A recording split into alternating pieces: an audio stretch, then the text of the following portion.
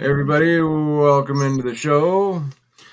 This is TheBee at LLC with my co-host Space Miner here with me. We are going to be doing an unboxing today and trying some new software. And I gotta go over here to Instagram and go live over there as well. So bear with us as we get things set up and going here. And it does look like I am going.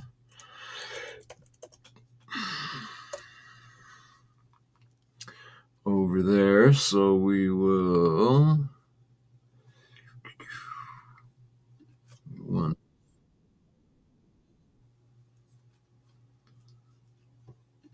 Okay. Nickel stacking, Jake's Custom Parts, 5x5. Thank you very much. Welcome in, guys. And let's go ahead and get going here. You got audio and visual yourself, Space Miner? I do.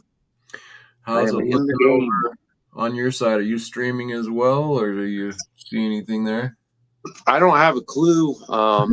If somebody wants to glance over at my profile and see if I am, Okay, be interesting to know. Yeah, I'll put you in right now here. I'll pull you up.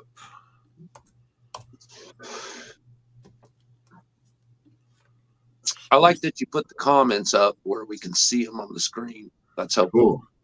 Yeah, that's a new feature as well that they're just now offering. All right. Thank you, Jake. Appreciate it. You are live yourself. Yep, you're going. Very good. So I'm going to put in a chat for you, give you a thumbs up. Yeah, you should be a moderator in mine. If you want to drop a link to yours in the chat and just let everybody know that this is where we're communicating. Okay. That way, if anybody drops in, they can see that and see that they can come over and join us in yours too. You know, which will also tell me if my chats are popping into your StreamYard. If my chats carry into yours also, that would be good to know.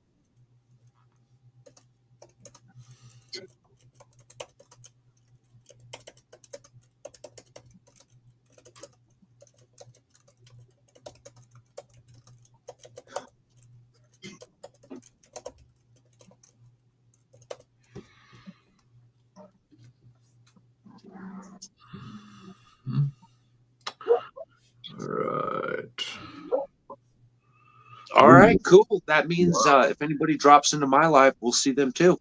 Yep. Excellent. Cool. Excellent. Cool. Very good. All right, and yeah, Jake's Custom Parts. If you would like, send me an email at longlivedcoins@gmail.com when you're ready to pop up, and I'll send you a link. And with that, let's get going. Think Differently 3000. Good to see you. Okay, let me move some of this here. Metal.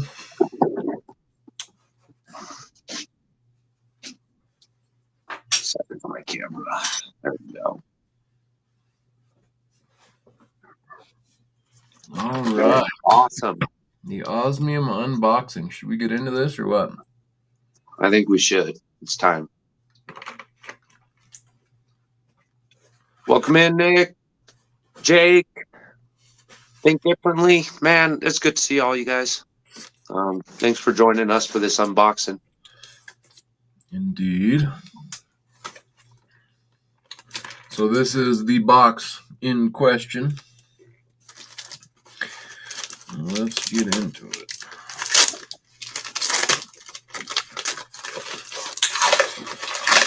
Oh, the big moment, the big moment. So exciting. Indeed, this box has had quite a trip. We have been waiting a long time for this moment. Coming all the way from Germany. Let's see, and what's the name of the city called? Hamburg, or which one? I'm trying to think of where the Osmium Institute is. Munich. Munich, yeah. Nick Bermudez, good to see you. Ragamas, welcome in. 888.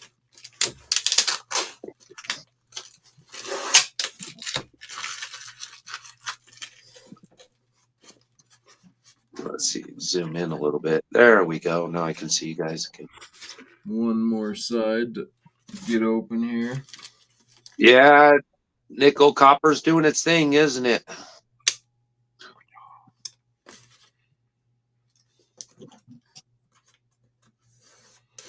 Copper on the move, is it?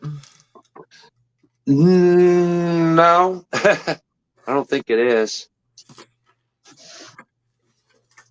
I think it's kind of slowed down just a notch. Everything. I was on In It to Win It's live earlier watching him, and it just seems like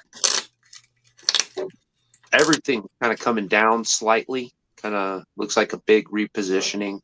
Yeah. I think we just captured so much profit in our market from this panic. Yeah. I think it stimulated a lot of the market. Now guys are capturing some profits and repositioning.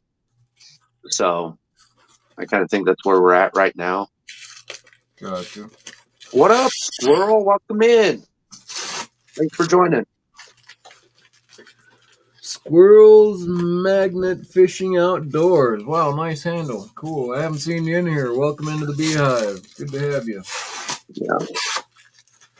We are unboxing a package coming over from Munich, Germany. Got a little precious metal inside, or at least that's what I'm hoping. That's what I'm expecting. There better be, right? After all this, like, you bumps, you better bring it. So my first shipments came over without anything to do with customs. This one did get held up in customs, and I had to fill out a bit of paperwork to finish it. But I did that over the weekend and didn't expect much movement. But by Monday morning, it was already delivered. So it happened pretty fast. I was worried it would be a long delay, but it wasn't the case. I've been impressed with the Institute.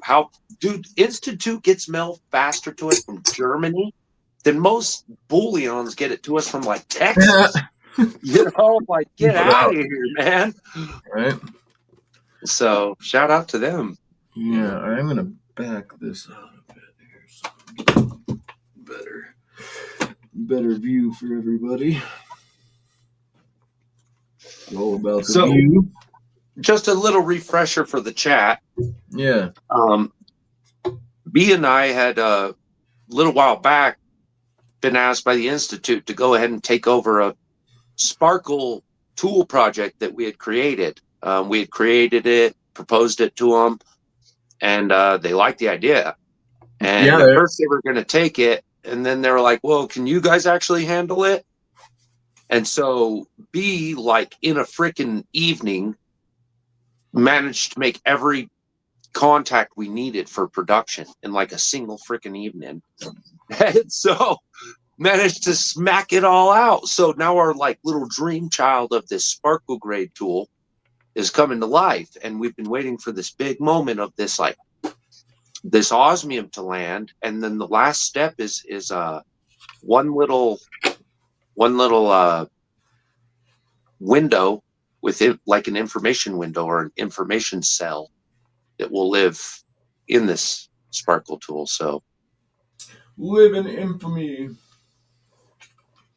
So just a little idea of where we're at so far.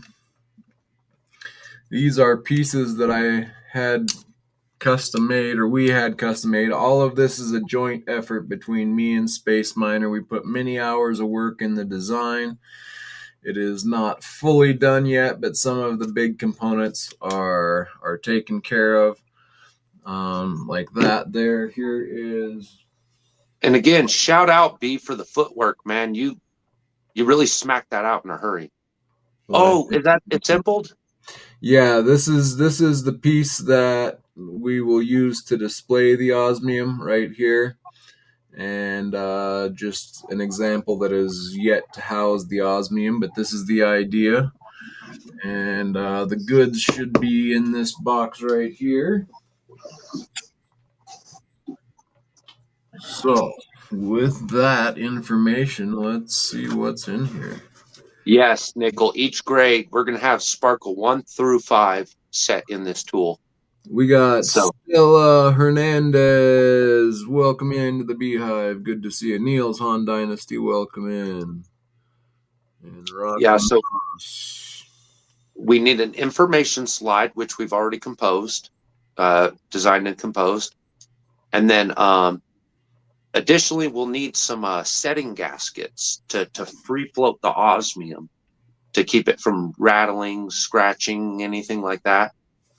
And so we'll free float the osmium within those cells. So Yeah, and I have some little ideas right here as a type of clear silicone that's pretty thin, pretty squishy, so I'm hoping this will work as a gasket. So I think we pretty much lined out the material. I have to go back to that gasket place and have them actually mill out the pieces so that I don't have to tediously cut each one, because that would be a lot of work. Yep. Frisky Dingo, welcome in. Good to see you. Hey, Frisk, you made it in. Very cool to see you, buddy. So yeah, we've got several different windows open.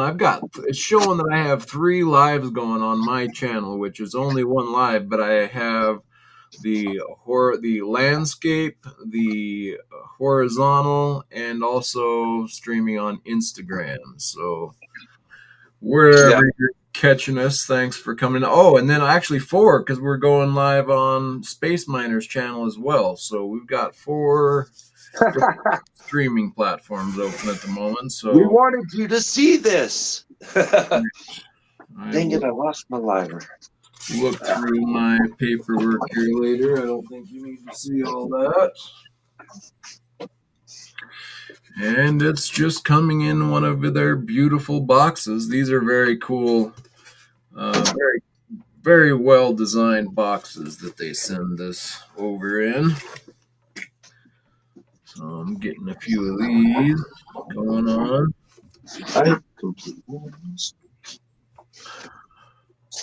Table's falling apart on me.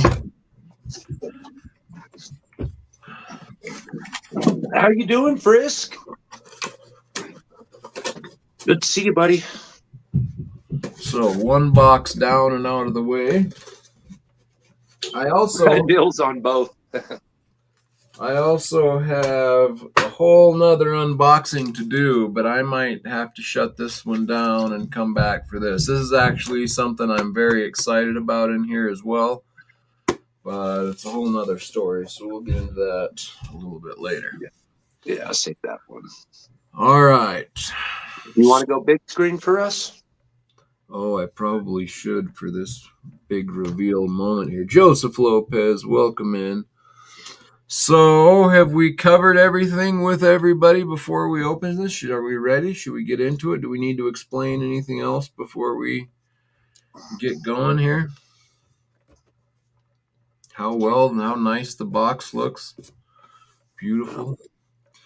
All right, so I'm going to go full screen. All right, here we go, peeps. This is the big momento. Oh, yeah. This is the product we are after. The most rare element known to man, the most dense element known to man, naturally occurring, I should say. Very value dense. Am I correct in saying it's the most value dense metal? Most val yeah, value dense, naturally occurring, non-radioactive. Yeah, Most That's a possibility. I think I it don't is. know. I want to I double would be check. interested to look into that. Yeah, I think it is, but I'm not 100% positive on that. I need to look into it, but I know it is the densest metal known to man, the densest element known to man naturally occurring, and I believe it's the most value dense metal known to man as well. So, some good little information here. If you buy enough, big enough product, you will get a box with this information along with it. If you buy enough product, okay, and right up here on top, Oh yeah. we've got the squares. This is the sparkle grade tool components I have been anxiously awaiting. What's the sixth one? What's the Well, extra? those are I've got for 3, so I should have 15. They may not all be in this box. I'm not sure how they're going to manage the what's on the bottom here. Let's go ahead and see. So I'm going to pull these, We need to talk them into putting like a little pull tab from the bottom to like lift the whole edge. lift the whole thing out. Mm-hmm. Looks great. Nice unboxing. Well, thank you, Squirrels Magnet Fishing Outdoors. I'm going to have to abbreviate that here before long, my friend. But yeah, so I noticed this. So this is a new sticker here that I'm not used to, but It is. and the whole case is different. It's just now listed right here on this sticker with a little QR code on it. So that's interesting.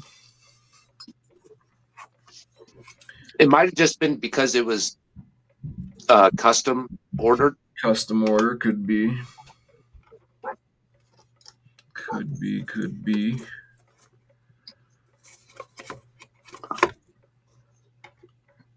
Could be, says the bee. Osmium is extremely rare, being one of the rarest elements in the Earth's crust with an abundance of about 50 parts per million. Tell us about these gems. Are they lab grown? So, these are, I suppose you could consider lab grown in as far as they're refined from, it's a platinum metal byproduct. So, this is taken from platinum mining. It's refined further there out from the platinum mining, and once it gets refined into a pure osmium, then it is sent to a lab in Switzerland where a scientist worked over 40 years perfecting his method. And once he got it into this beautiful crystalline form, they created also the Osmium Institute, where they take in the samples that he makes, they enter them into the database, and then they market them available for the world, for the rest of the world, for us. So, Yeah. indeed, there's Neil's saying that he's got osmium gems coming up. This is what was going. Oh, oh quite yeah. quite nice there. So, I yeah. like what So they do what with the bottles. so what they do is they take the osmium, the purified osmium, which comes naturally from the mine in kind of a sponge form, and they heat it up to a really extreme high temperature, and it becomes a vapor. And then within a vacuum chamber, they send that vapor into the vacuum chamber, and then they coax that vapor down onto a plate, kind of like a glass plate, but I believe it's a type of carbon. It's like a carbon plate, and they coax that vapor down to the plate, and it starts growing on that plate. And so the back of this piece of crystalline osmium is flat and smooth, and then those crystals start to grow upward on that plate over time. And so they grow in this uniform crystalline structure, and the longer they grow it, the bigger the crystal gets. And so that's where you get your different sparkle grades. The shorter growth, if they just leave it for, let's say, a week, you'll end up with just a little bit of crystal growth, and it'll be very smooth and uniform and lots of little sparkle platforms to reflect back. But that would be a thin sparkle grade, or a refined sparkle grade, and so that would be considered a sparkle grade 1. And then if you let it grow for a few more days, maybe 1 week, you'd come up with a little bit bigger sparkle, a little bit bigger crystal, which the longer you let it grow, the bigger the crystal gets and the bigger the reflection point gets. So that would be a sparkle grade 2, and then you let it grow a few weeks, it'd be a 3, and then 3 weeks, it'd be a 4. I don't know the exact time periods, but you let it grow for quite a while, and it gets up to a sparkle grade 5, which is the largest they let the crystals grow before it becomes kind of problematic to have such an even sparkle grade, an even keel across the board, same amount of growth everywhere. Uniformity. Uniformity, thank you. And so it goes from a sparkle grade 1 up to a sparkle grade 5, and that's what we're accomplishing here today with this. Let me grab that piece again. That's why we have 5 chambers here. We're gonna put a sparkle grade 1 and a sparkle grade 2, a 3, 4, 5, so that we can hold this tool up.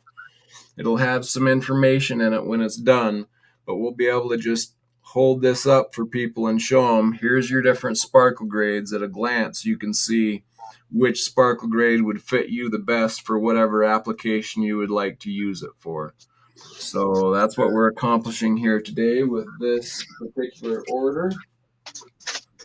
And then I also have a bunch of diamond cuts for my revolver cylinder. So that is where we are. So let's see, I got one. And if this is your first time listening to this information, by diamond cuts, we refer to our round bar crystallized osmium, the ones cut to be a circle. Anything 9mm and below is going to be considered a diamond. Anything above that is considered a disc. So, can you repeat that again, Space Miner? What did you just say?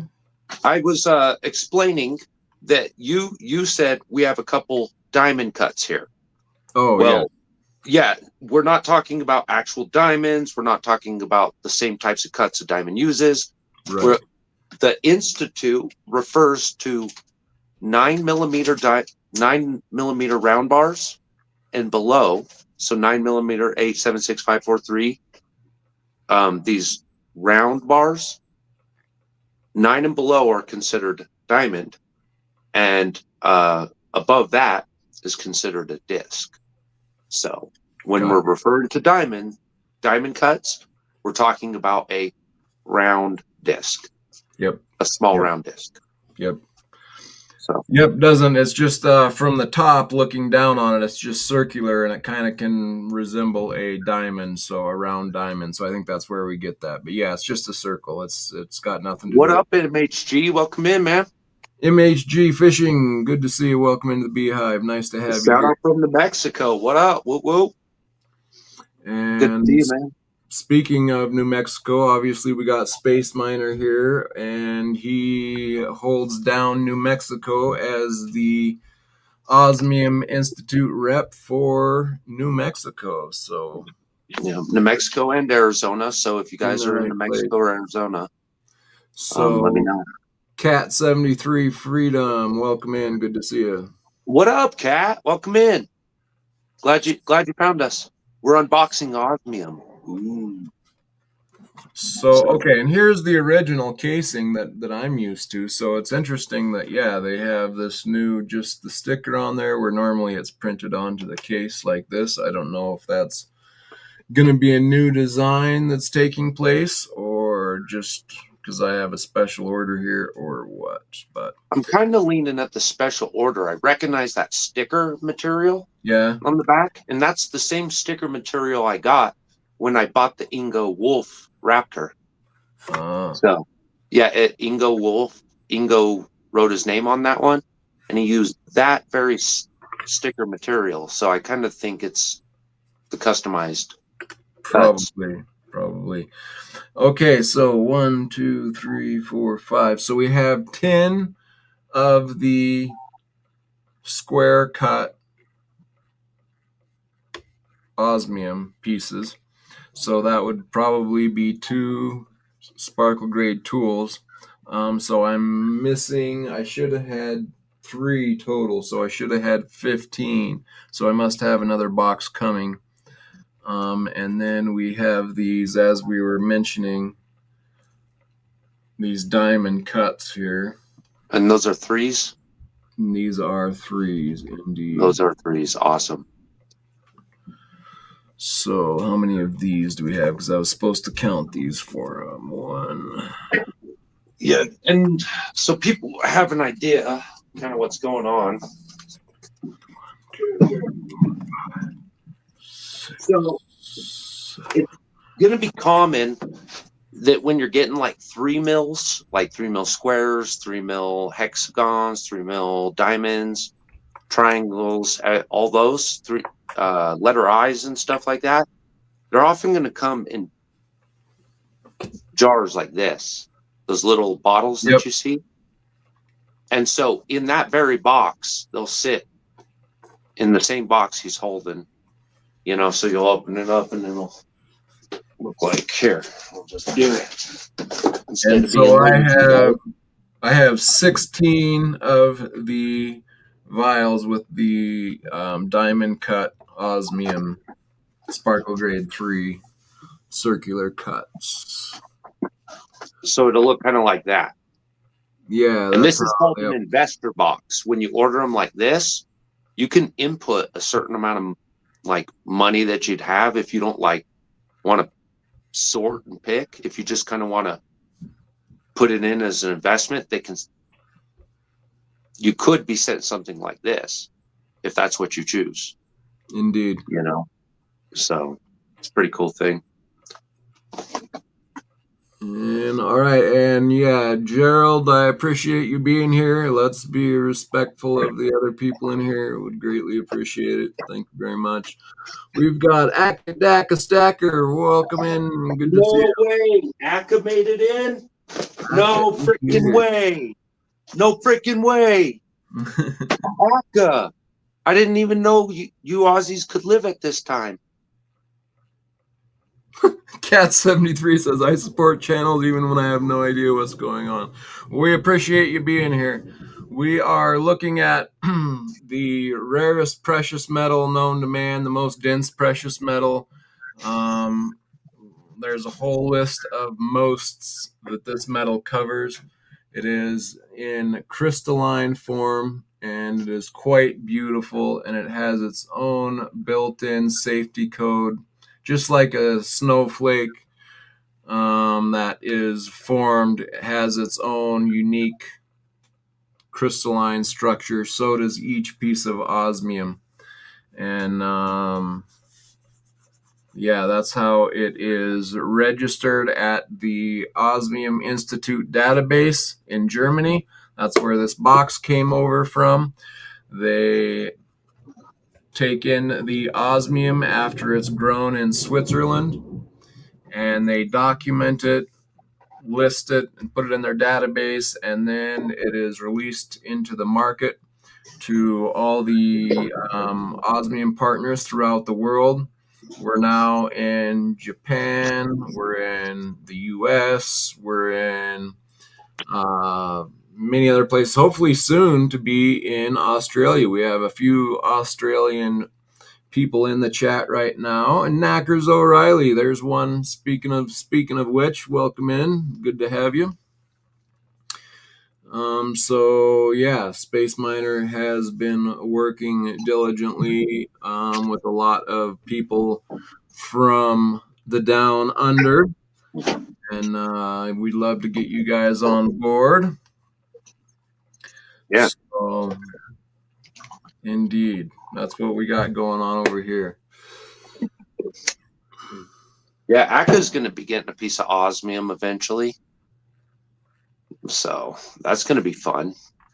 And Frisky Dingo says they have items from 2 millimeters to over 200 millimeters, so it's accessible to first timers. Yeah, we go all the way from a little over $20 all the way up to a few 100,000. So you can get a little piece that you can put in an earring, or you can get a large piece that you could buy a house with. So indeed, many different. That's one of my favorite parts about Osmium B is the diversity of the purchase, meaning like the personalization of the purchase.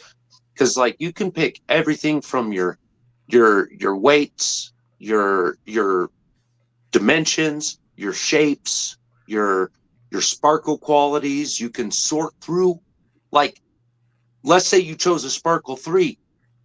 There are so many different forms of constellations within that.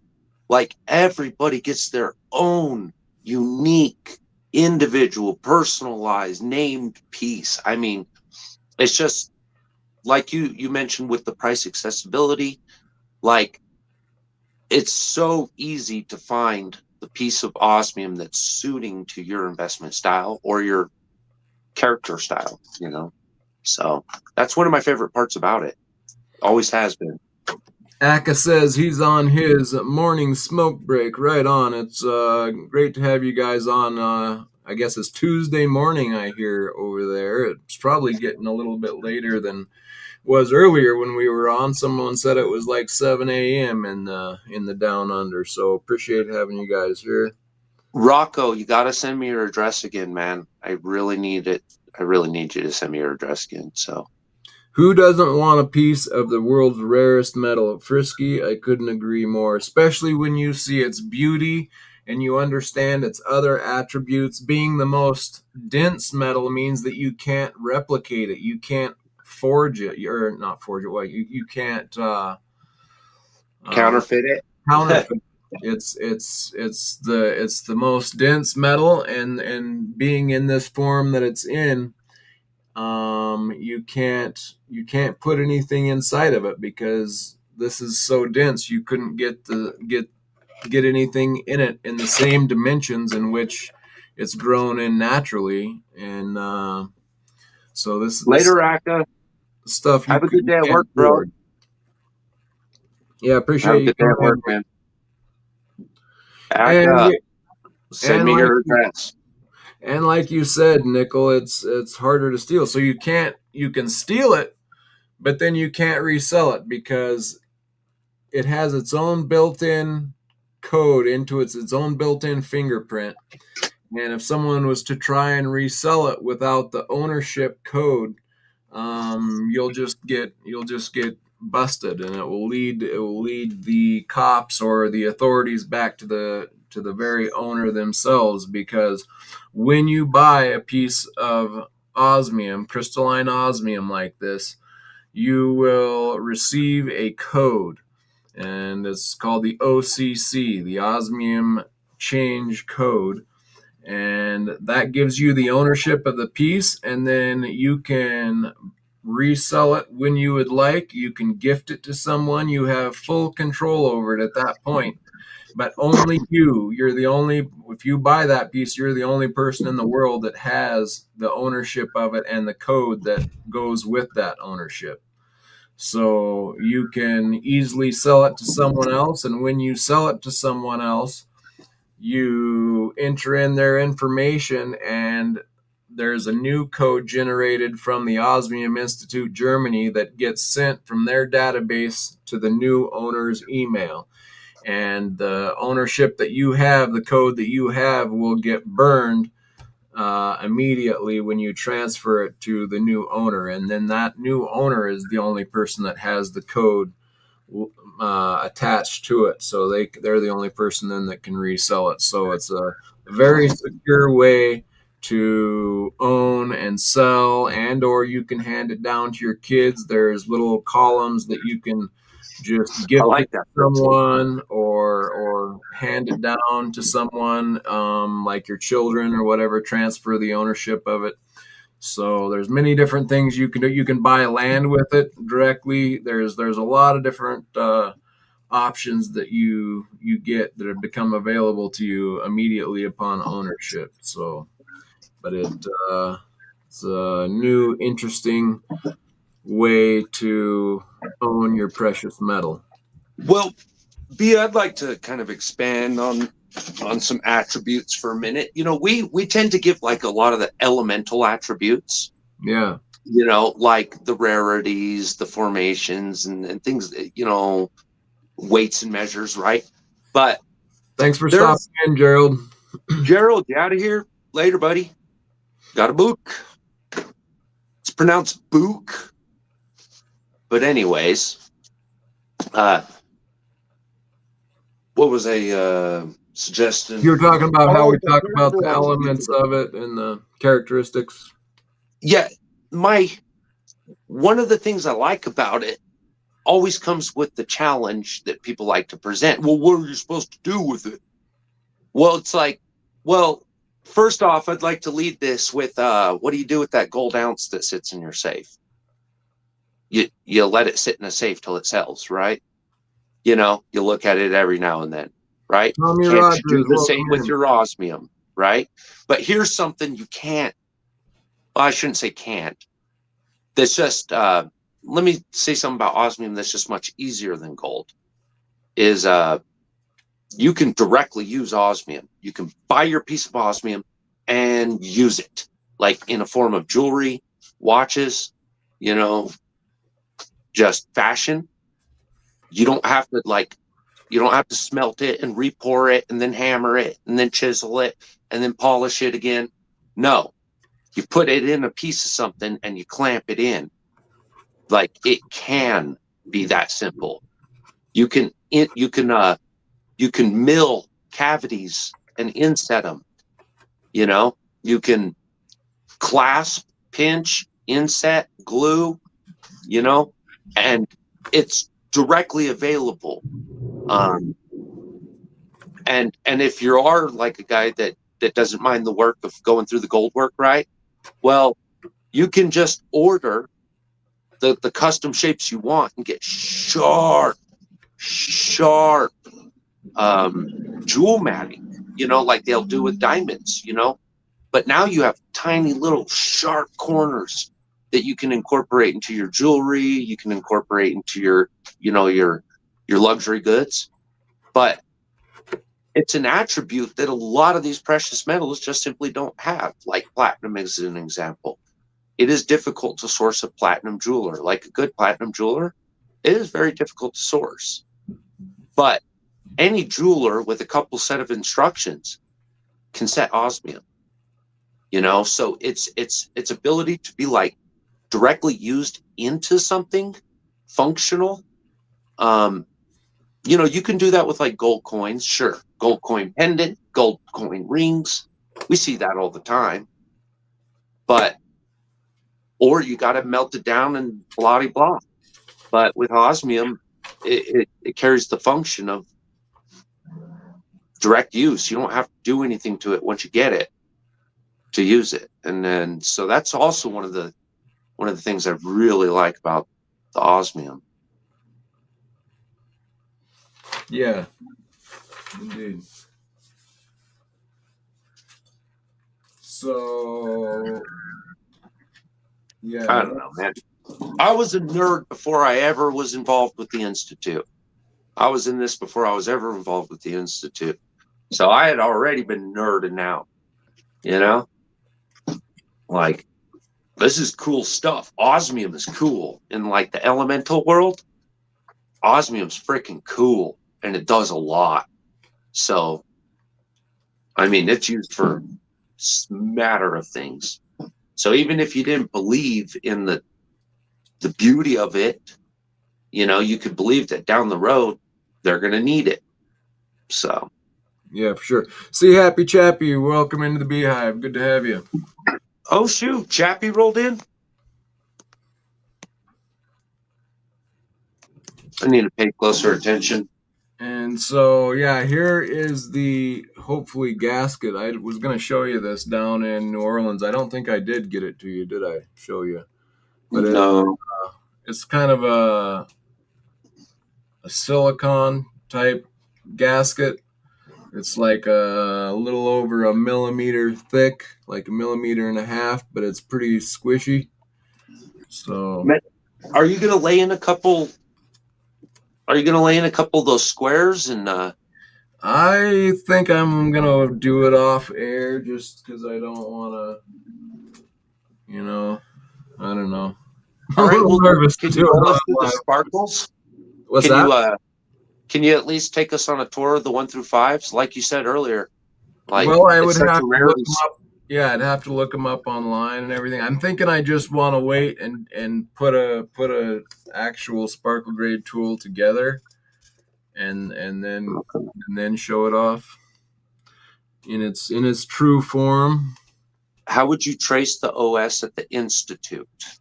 If you put OS in like a ring, how would you trace it at the Institute? Look, somebody, like, for example, I have osmium that has been stolen from me, like right now out there in the world. Somebody stole one of my rounds, with one of my salvo rounds with the osmium in it. And so, look, I'm going to have to wait till the thing pops up. But the day it pops up, I can prove it's mine. Like, so for example, you have a bunch of gold maples, right? A bunch of 1 ounce gold maples, and one of yours gets stolen. And some guy says, hey, a whole bag of maples came in the other day, and you want to prove that's your maple? Good luck. Good luck. Yeah, Prove yeah, that right, that's your maple. Prove that that's your maple. right. I can prove that's my little piece of osmium in there, and it's worth 3 times the value of that ounce of silver, or 4 times now, 4 times the value of that ounce of silver right now. But so the day it pops up, all I need to do is do. There it is. That's mine. And I can claim it back. Like, it's just, look, it's not an anti-security theft. Yeah, it's not an anti-theft security, excuse me. I mean, it could be a deterrent if they knew. It's a deterrent. Anybody can steal anything. I mean, there's no work of art. There's no jewel that's. I mean, what was that French one? Happened just the other day. Um, and all those jewels were snagged up Yeah, somewhere out here. the Louvre. Yeah, it was. Is that where that was at? Oh no! Did they really? Is that where it was at? I think so. I just heard about like crown jewels or something being stolen. No, I Yeah, was like, no way. yeah, out of the Louvre in what is it, France? Is that where that's at or something? Yep. And guess what? Um, these guys, like, if they're not like interested in the value of like the historicity of it, like if they just really all they want is just good clarity gem to steal, right? Let's say that's their whole focus. Dude, they could cut those up, couple cuts here and there, ching, ching, ching, ching, you know? And how do you know? How could you ever prove that that was one of them? But like the crystallized osmium, man, you cut that up in a million pieces. Like, if there's 10,000 times more recognition points or more security points in that than your fingerprint, you know, per square millimeter. And so, like, they could cut it up into teeny, teeny, tiny pieces to try to like black market it. But every time a teeny, tiny piece came up, if it's got enough signature mark, you could still hypothetically evidence it, Indeed. So, But no, people are shady. They can steal anything. It doesn't stop people from stealing stuff. But what it does do is it can show that it is yours. So like it sure makes recovery a lot easier. Identification and evidence and proof of your ownership.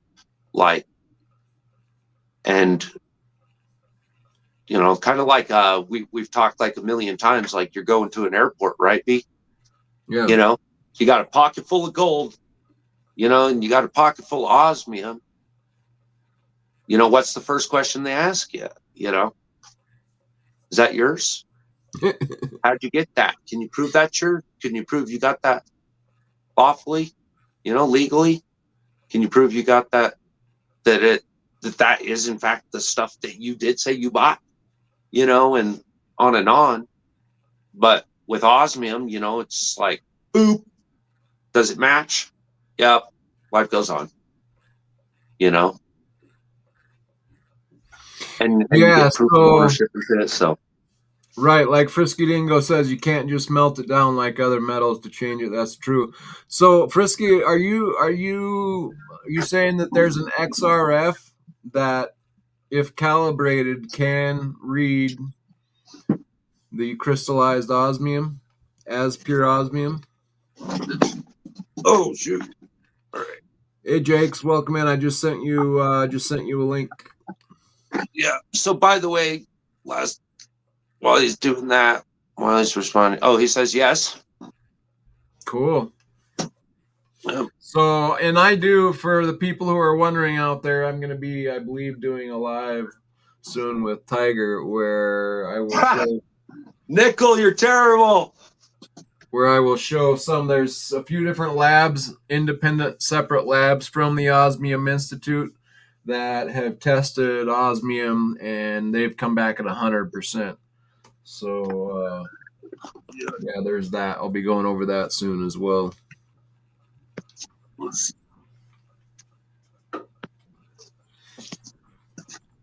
Yeah, so no, I mean, there's like a bajillion. There's everybody out there that tests it, it blows their charts off the water. Yeah. They never see anything like it before, everywhere that goes. Yeah, and it's actually used in other what would I say? In other labs, they use it as a calibration material because it is so pure that they calibrate their tools with, or their machine. Well, who was it? I discussed with this once that, like, even if the machine doesn't say osmium, isn't like specifically calibrated to osmium, right? It still demonstrates its values that it reads, right? It still reads values, and tells you percentages. And so when you're getting like, it's kind of like a process of reduction, like logical reduction. You don't need it to say osmium. What does it not say? You see what I'm saying? What does it not say? What does it say? Right. These things will tell you what it is also. Just because somebody didn't type in the word osmium into that reading, and really you could almost do that yourself. Get a good piece of it, beep, label it. There you go. Yeah.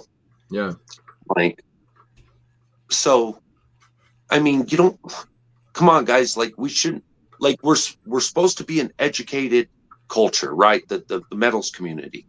We're supposed to be a reasoned, educated, logical culture. That we can determine things. We can read in between the lines. We can see outside of the box, and we can, I can tell what's missing here. And based on what's missing, I can tell what it is.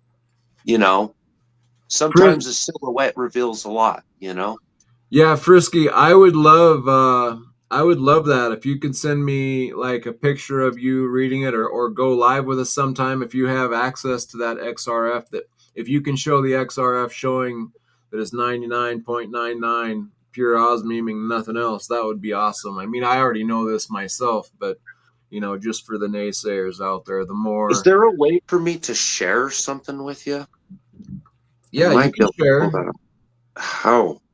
Oh my Well, you're goodness. on a phone, aren't you? If you were on are you on a laptop or your phone? No, I'm on the phone. I'm not going to screw with it. I'll probably like drop myself again.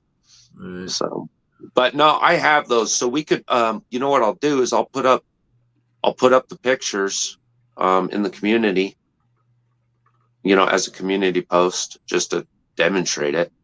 I can do that later. Yeah, Mr. Happy, indeed. Common sense, not so common. That's the key nowadays, isn't it? Well, so again, yeah, just like basic deduction. I mean, come on, guys. I'm not So, like I'm not scorning y'all for the record. Like this room is full of highly intelligent people. Like, so not to scorn you guys, but to kind of scorn some of the world going on out there. There's some people that like some of these, like a lot of these guys, like I really respect in a lot of ways. Sometimes they just say some things that are like, bleh, and you're like, whoa, where'd that come from? I didn't expect you to say something like that. Let's think that through for a second. Is that true or not? And hell, I've done it. I'll probably do it again. But this community is good about grabbing that, catching that, and recognizing that. So I think we should, anytime that we see that, point that out. Look, the machine doesn't have to say osmium when you beep it. Doesn't have to. Read the values. So Nickel, will this be with me, Tiger, and Dragons? I'm not sure if Dragons will be there. I'm sure the invite will be put out. And no, he has not said anything else about it. I don't think he will say anything else about it unless we're having a group discussion on it again, because of some reasons that I won't get into. Yeah. And now 1 cent not going to be common. Yeah, that's a good point. Common sense have left the building in more than one way, haven't they? Yeah, the Omega penny has landed. The last penny has dropped. No more 2 cents for your opinion. Well, that's funny, Nickel. He says, I was told I'm crazy for stacking copper, but it's doubled in value or tripled probably by now, just like the other metals. It's just it takes so much for it to be that much of a gain for you. But yeah, I mean, value wise, it's probably doubled or tripled. If you'd have got it a couple Yachts. years ago. Dude, Yachts, yachts. welcome in. No Good to see way. you, my friend. What's okay? Numbers are cool, but what's it do? I can write on paper, so I'm in most my life paper is more valuable to me than gold. Numbers are cool, but what's it Yeah, he's do? saying, look, 1+1 = 2, but that doesn't put a pound in my pocket, is I what got he's reflecting. okay. I believe. Correct me if I'm wrong, Yox, but I think that's what you're expressing.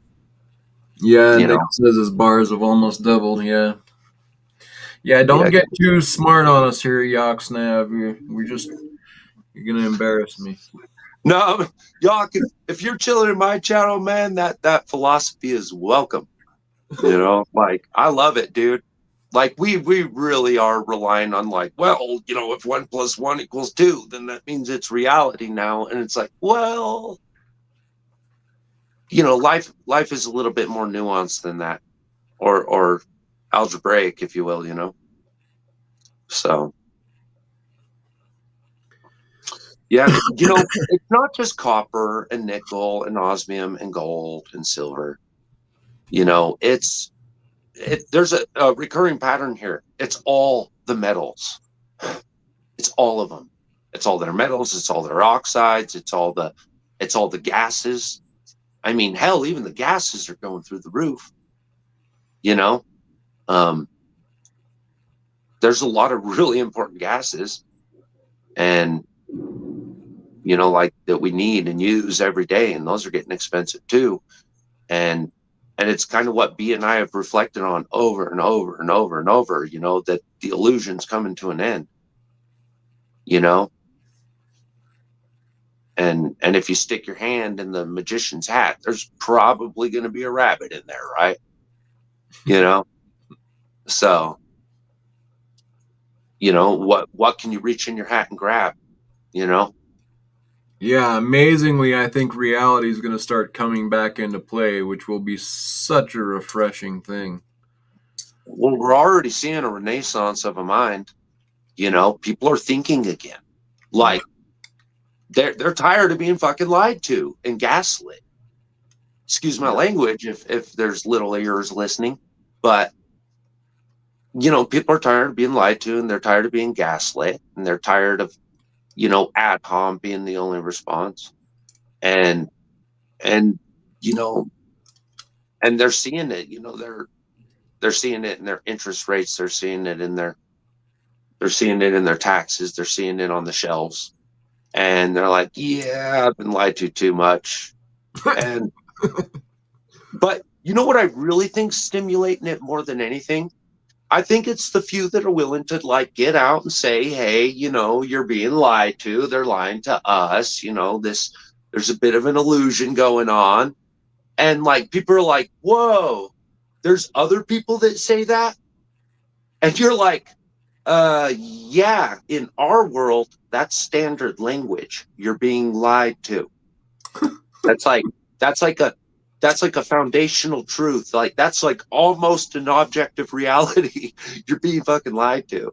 Yeah. But there's a lot of people out there that no, they live in these little echo chambers, and even if they think they're above their echo chambers, it's just because they're trapped in a different one. And so that's kind of where I was getting at earlier. You know, there's this crowd don't like being lied to, and the money don't lie. You know, follow the money. Money don't lie. You know,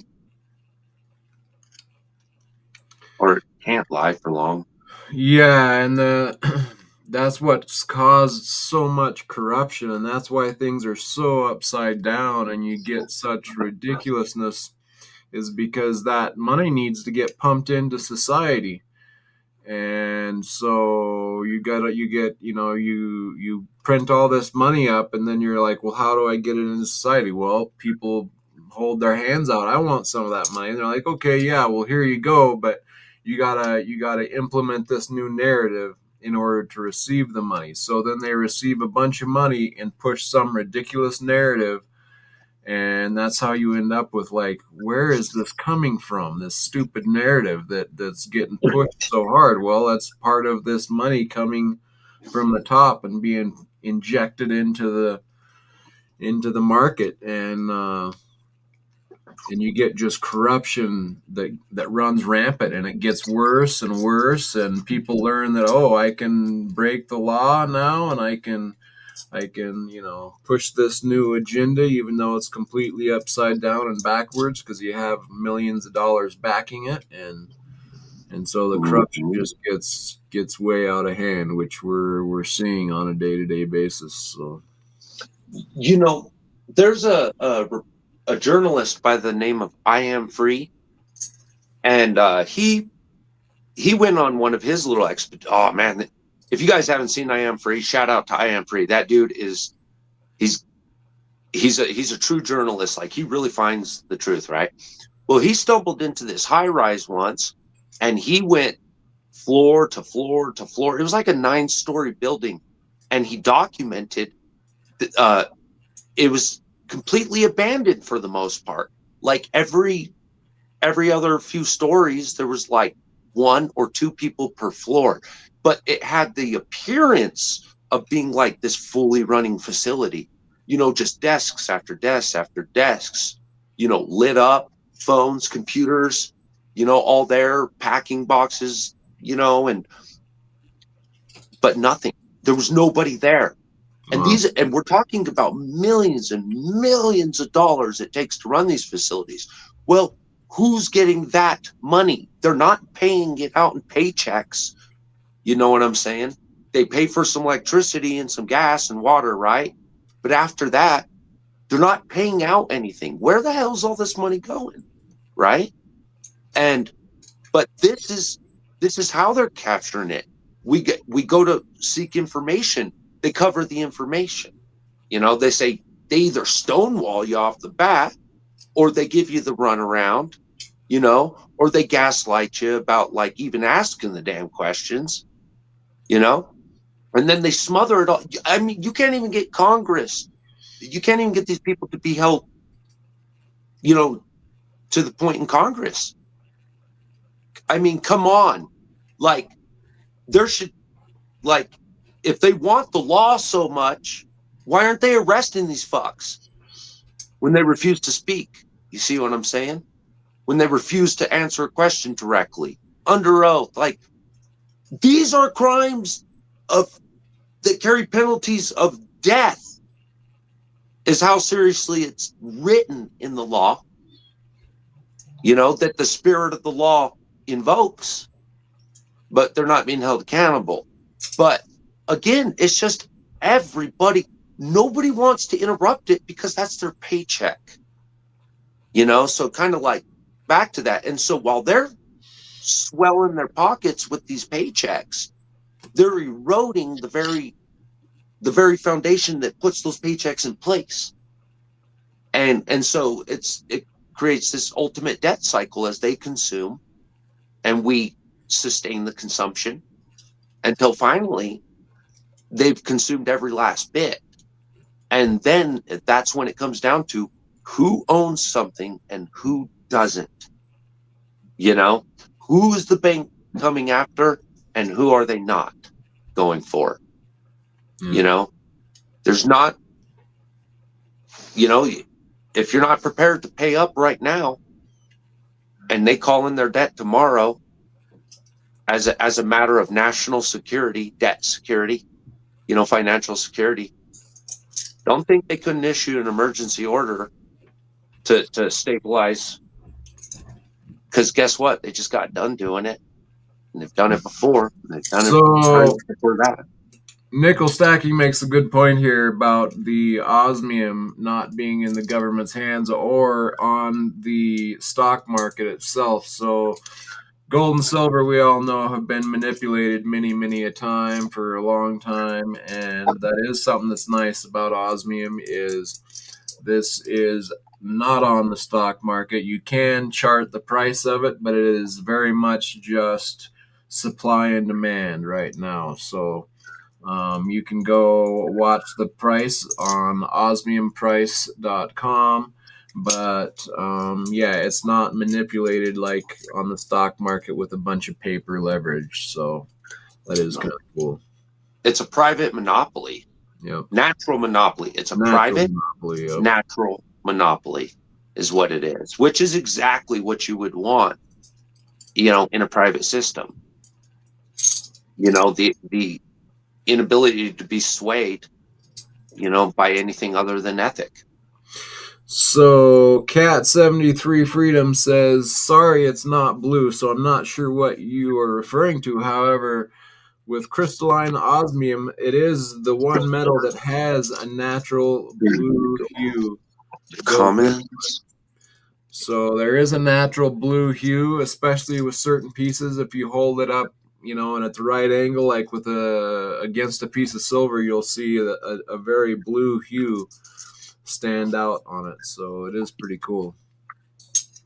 Man.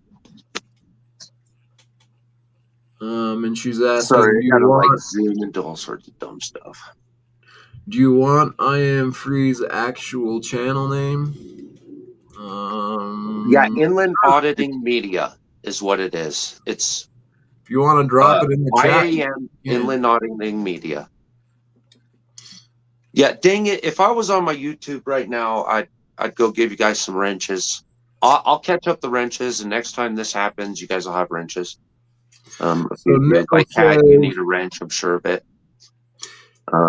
Nickel says, "Yep, they look like blue diamonds on steroids."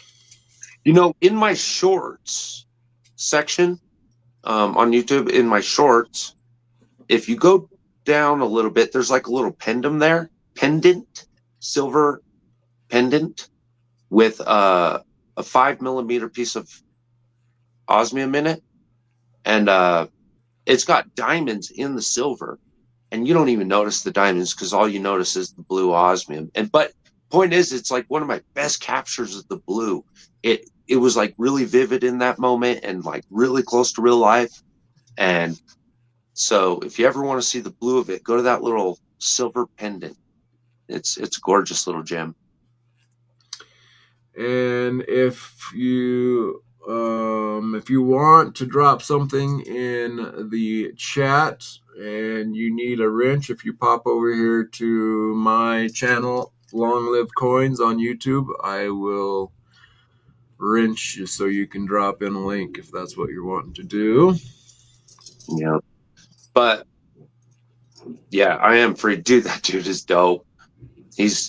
I hate when people call him an auditor, though. He's not. He's a journalist, an investigative journalist. And he's really uncovered a lot of garbage, a lot of wasteful spending, a lot of violations of the law, and really shown, how it doesn't have to be a whole mass of people like in on some great conspiracy, as long as they're all following the same nasty spirit, And boy, you know what's amazing is how much of a bad rap the word conspiracy has gotten, because conspiracy is something that happens constantly. It's like one universal truth that almost everybody does. There's me and Space Miner conspired to make this sparkle grade tool. And we conspired even with the Osmium Institute. So, I mean, oh my goodness, how scary and dangerous. Conspiring just means you're talking about something with someone else and you guys have, an idea, an angle that you both agree on. And so, people say, well, it's not a conspiracy. Well, you mean it's not true? You can say just it's not true, but most things are conspiracies. And conspiracy theories are always going to be a theory until they're a fact. A fact, and most all of these conspiracy theories that they claim to be conspiracy theory is indeed conspiracy fact. Hey, I'll be right back. Give me a second. All right.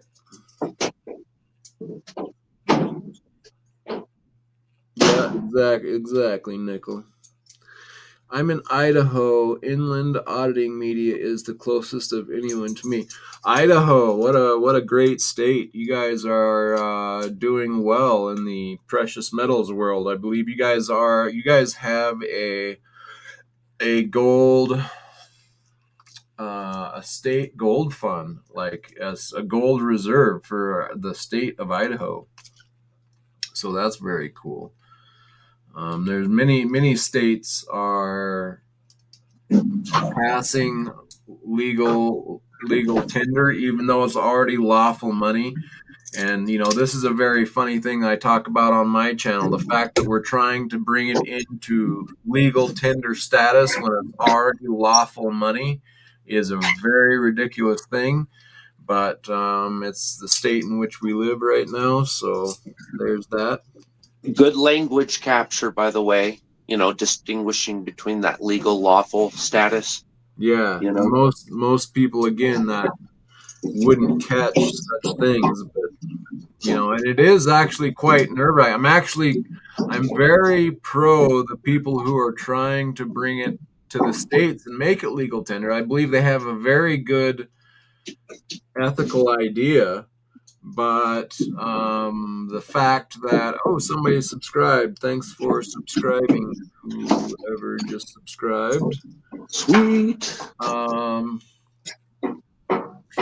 But yeah, the fact that we're bringing it under legal tender when it's already lawful money per the Constitution is kind of sketchy. Are we coming out from under our lawful reality into a legal trap where what they say goes under this legal framework? It's like legal is now trumping lawful when it should be the other way around. Legal should be under law, not vice versa. Legal, if you look at what legal means, or making something legal, it's actually to go against God, in a definitive language use, to undo God, to undo God's law, because remember what you're doing. you're subjugating. You're saying, hey, look, in this moment, we're going to override God's natural law, right? Yeah, in exactly. order to claim rights over you. Over you, indeed. And so we are undoing God's law for this purpose. We are undoing God's law for this purpose. Yeah. And this is the natural usage of the language. We just don't commonly recognize that nowadays, which is why people like B and I have beef with their language. Yeah. Because they, you know. Yep. Don't tell Space Miner I did you. How could I know? Yeah.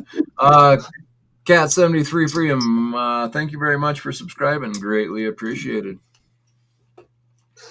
Yeah, I expected everybody to kind of come over here anyways, just because this is where the chatting was happening, you know. So I'm gonna have to mute this for just a second, or it's gonna be terrible on us.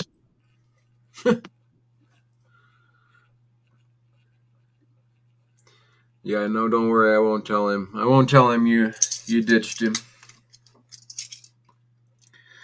So, that's a Sparkle Grade 1. I can tell just by looking from here. This will be a Sparkle Grade 1. And, hey, 888. You know how we were talking about maybe a Sparkle Grade 5 being the most sought after in the long run? After working on this Sparkle Grade tool, it turns out that something that may be quite contrary to our thought process, it may be the Sparkle Grade 1 that is, kind of rare and hard to get a hold of. So we'll see with time, but that was the tough thing for me to get a hold of in actuality. Yeah, because it's actually one of the harder ones for them to grow too. We got Jake's Custom Parts joining us here. Let me grab him and bring him up on stage. Yeah, we determined that the Sparkle 1 and the Sparkle 5 are the two most difficult to grow. Okay, but a Sparkle 1 is exponentially more difficult in handling and holes and spikes because it hasn't been given time to gain a uniform plane, right? Or uniform lattice structure. It hasn't quite grown in all the right spots to fill in correctly yet. And so it's a lot more prone to spikes and holes. Okay, so I wanna welcome in Jake's Custom Parts. Jake, looks like you're on mute, but when you wanna say something, you can unmute. Greatly appreciate you being here. Jake's is a great guy. And Cat 73 Freedom, I am going to wrench you in case you would like to drop something. Cat's worth wrenching up. Cat's really good mod. Cool. So yeah, hey guys, I appreciate it. I don't know if you can hear me. It's awful windy. Is it too windy on the patio? Nope. No, you sound good. Got that smooth radio voice. I believe you're now modded. Cat, say something else. I believe you're good.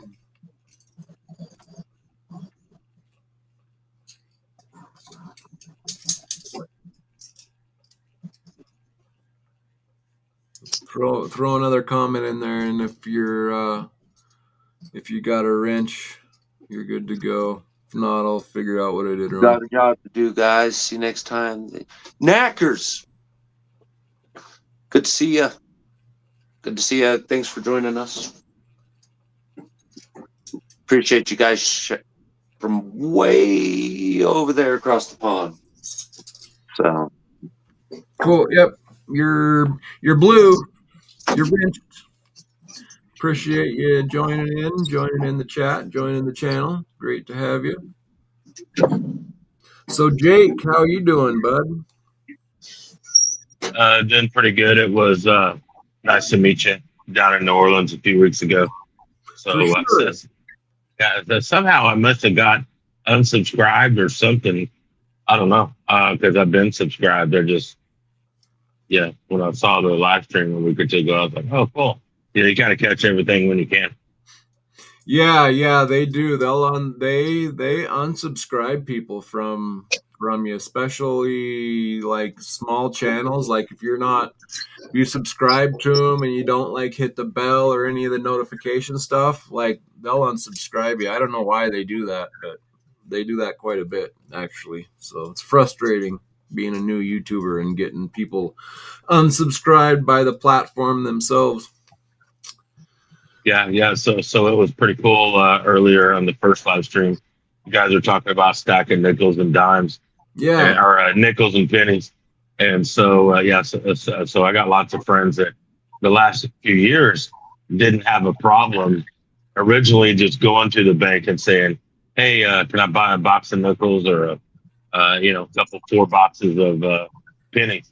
Yeah. Well, in the last 6 months, it's turned into, "Well, no, we got to order them," and then they'd have to wait a few days or a week, and then, "Well, we can't get you 2 boxes of nickels, we can get you one.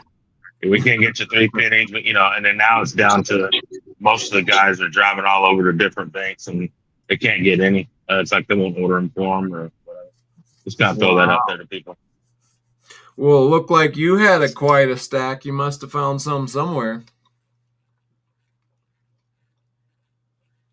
Well, I mean, it's like everything else. If you get some a little bit at a time when it's available, because normally, like around Halloween, is when I go hit the banks heavy, because you can tell them that you're handing it out to the kids, and funny enough, every time I tell them, it's cheaper to buy a $25 box of pennies and hand out by the handful than it is for a fucking bag of candy for kids. I mean, it's easy. They're like, "Oh yeah, you can have."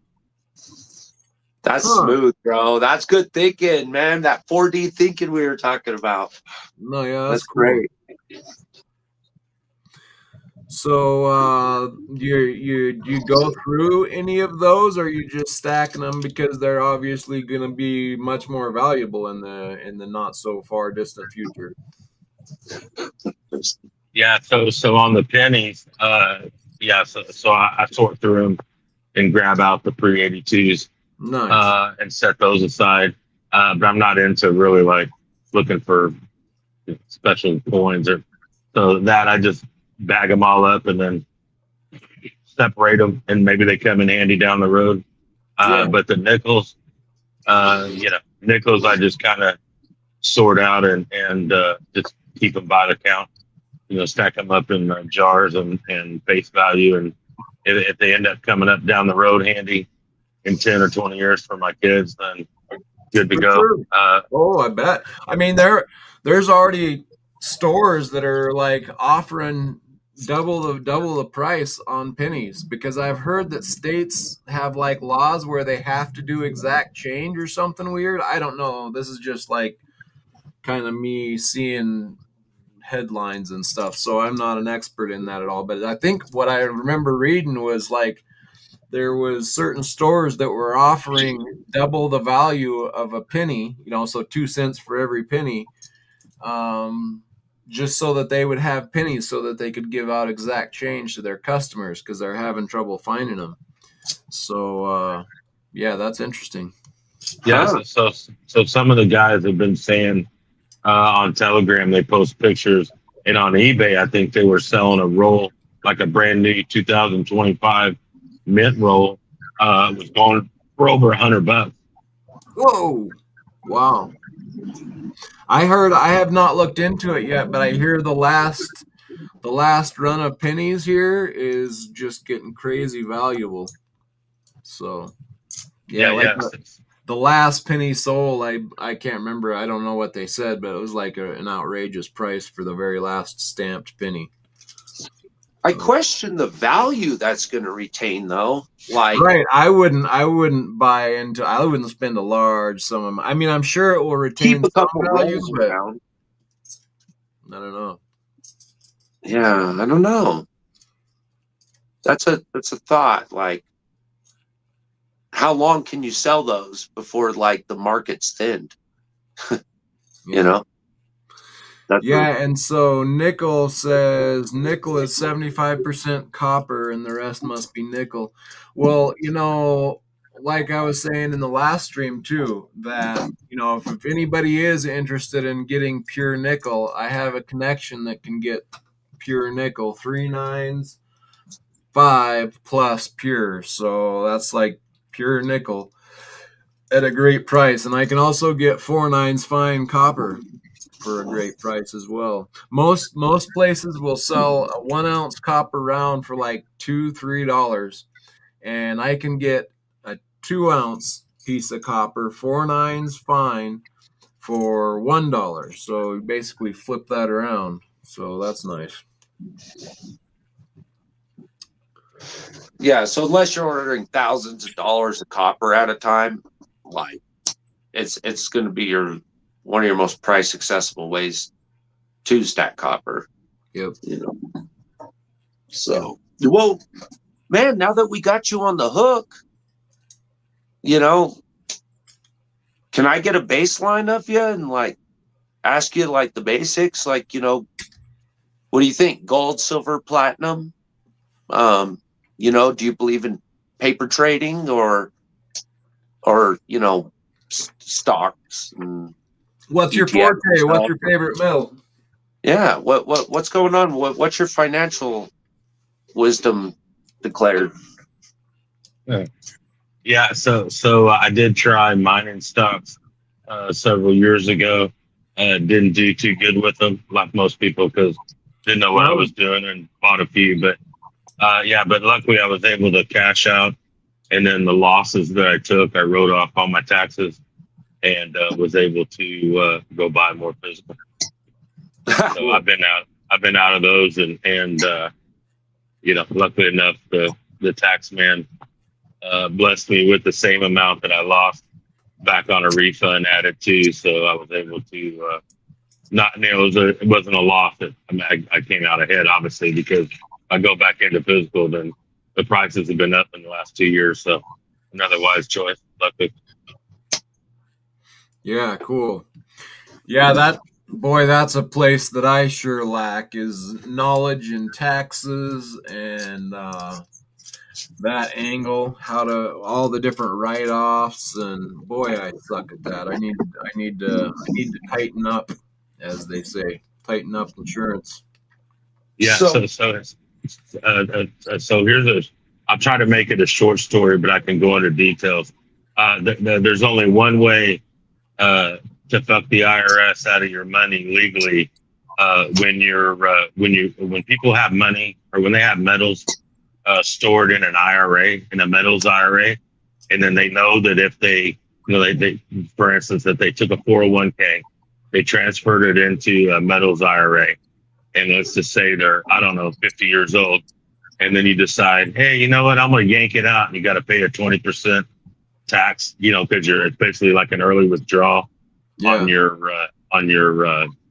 401k is basically the way the government. Well, so the only legal way to do it is, for example, I called Andy Scheckman and bought some metals from him, and I knew it was going to take me 4 or 5 months to finalize my plan, so I left it in the storage facility, and I don't remember the date, but back in October, maybe 22, 21, something like that, seems to ring a bell. Silver got slammed down to $18 for that day. So whenever that date was, I called him up on the phone. I said, yank it. And so I took a huge loss. I was able to write off more than half of my penalty to it. And then when my CPA filed the taxes to the IRS, they basically personally called her and said, look, we don't give a shit what his taxes look like. We don't care about any of the numbers, but we want that less than like a little bit more than a third, but they wanted that money from the early withdrawal. So if people that have their metals stacked in a facility, and they think that, well, I might need it in a few years or something happens, you can do it that way. If for some reason, because remember, it's the spot price, not the LCS's low ball, but so if all of a sudden, like say in the next 6 months or a year, we get a major pullback, and just say that one day that silver gets slammed to $20 or $16, and the markets are crashing, you better pick up your phone and get the metals out as soon as possible, and then they will flash whatever the spot price was that day. You can do the math, send it to your CPA, and then you won't have to pay almost 3/4 of the taxes that would due if you would have just done a regular withdrawal. But I've told that story a few times. Most people haven't heard that way.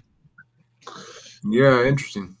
Frisky, thanks for dropping by and hanging out with us, man. I appreciate your contributions to everything.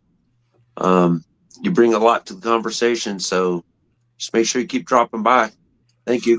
And he was wondering how much for the nickel, by the way. So nickel stacking, correct me if I'm wrong, but I believe it was like $10 a pound or something like that. And again, it was 3 nines, 5 plus pure, so it's pure nickel. And they were coming in these little bar form. I believe it was like $10 a pound or something. Yeah, nickel says yeah. So 10, and I think it's gone up since then, but that was the price paid as of like 3 months ago or 2-3 months ago or something.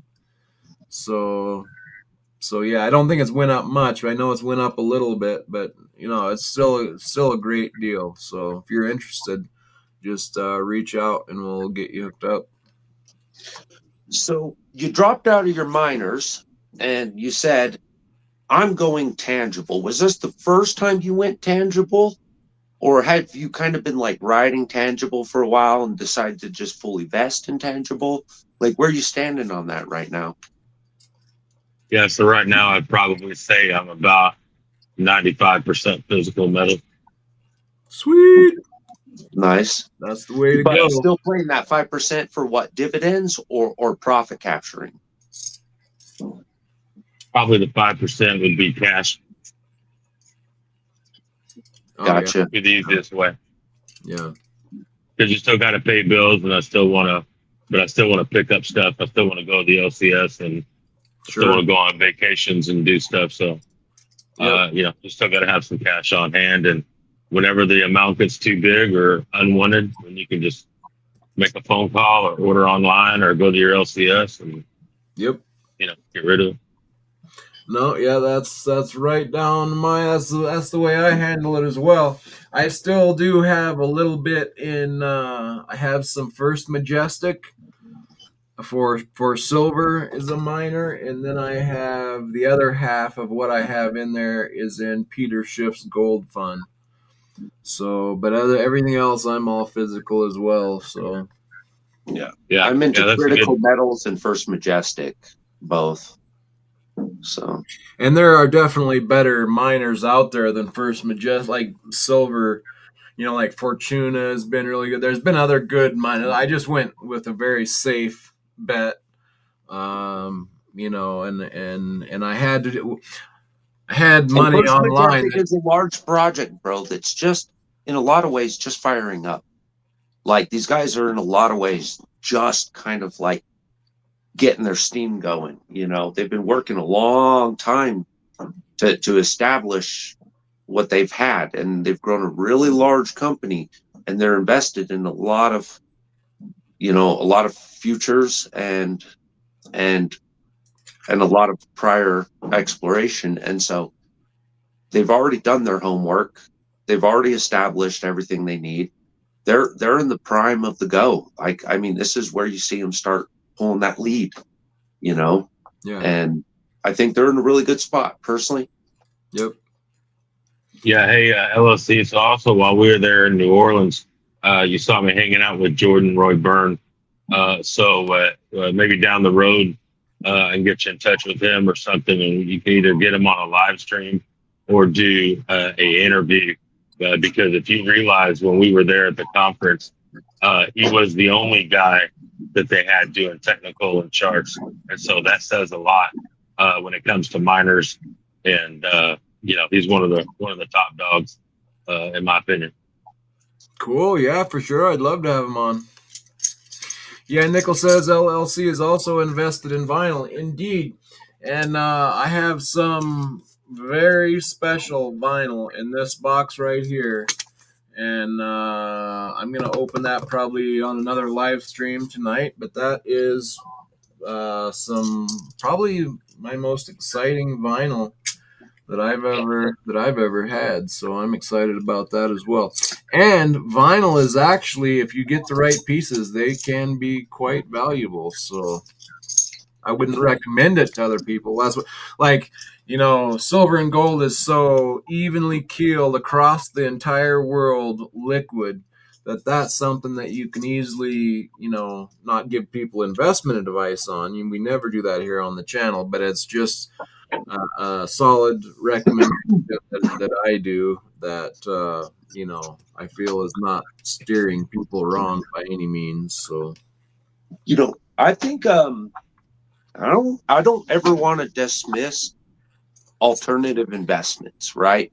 yeah, Like some of these more speculative or exotic investments. Like everything from Rolexes to art to like you're expressing with the vinyl. Me and you've talked about this before. These pillars of wealth. What are these things what makes something valuable?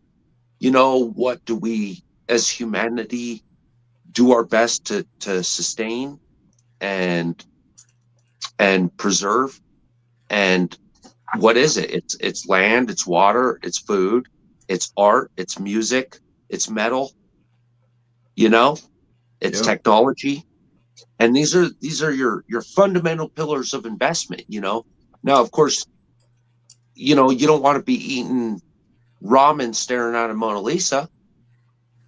you know it'd be nicer to be eating depends on steak how and much of chili an on art fan you are, I suppose. yeah, But no, yeah, no, you're I know right, what you though. mean. You're right. No, yeah, no, I know what you're saying. There's a lot of money to be made in a Mona Lisa, right? Right. but no, for real, like again, back to the just keeping it back into silver world, the difference between 90%, the guy doing the he loves the hand pours, and the other guy loves just like straight bar, and Yep. so on and so forth. Like these all have different uses, different timings, different values, different characters that are purchasing or selling, different timings of the market. I mean, we can't be so we can't be so silly as to put everything in this one single line and say this is your fundamental investment strategy. No, it Right. doesn't work like that. You're supposed to be able to respond to your environment, and I think we forget that too. Some Yeah. of these old timers, like I've had some discussions with some old timers, and they're just not getting it. They're not understanding, like, look, there's more people entering the market every year than there was in the market when they fired up. Yeah. You know, we're not. You can't just throw a Fibonacci on it and call it the end of the day. Yeah. There's market stimuli going on a larger scale than ever. There's more people involved than ever. It's not And just a couple guys on Wall Street anymore. yeah, and to that point, a very important aspect to keep in mind is to know your investment, right? Like that's really quite key as well. Like vinyl, I would never tell people, oh, go invest in vinyl. Definitely not, especially if you don't know what you're doing. Like if you don't have a genre that you excel in, or that very well, this particular genre, you it will do you no good. You'll probably lose money. Yeah, So you can't go out and buy any Rolex. right, you know, right, exactly. And so you'll since lose I your don't butt. know, yeah, since I don't know Rolexes, I don't do Rolexes. But Space Miner knows watches pretty well, so it probably wouldn't be a bad place for him to. Yeah, and I don't do Rolexes either. So Yeah, but knowing what you're investing in is very key for sure. Because agreed. otherwise, how do you know what's good, when to get in, when to get out? All that stuff is. Well, and if you really I mean, there are times like where if you really want to sit down and play hardball, fine. Let's look at the charts. Let's look at the value. Let's look at the history of exchange, and let's see who's beating who in the value. These vinyls, some of these vinyls have gained extraordinary amounts, way more competitive than gold. Yep. You know, way more. You could have made so much more money in vinyl than you ever could have in the gold market. Right. Ever. You could have. Could have if you knew what you were doing. Yep. Uh-huh.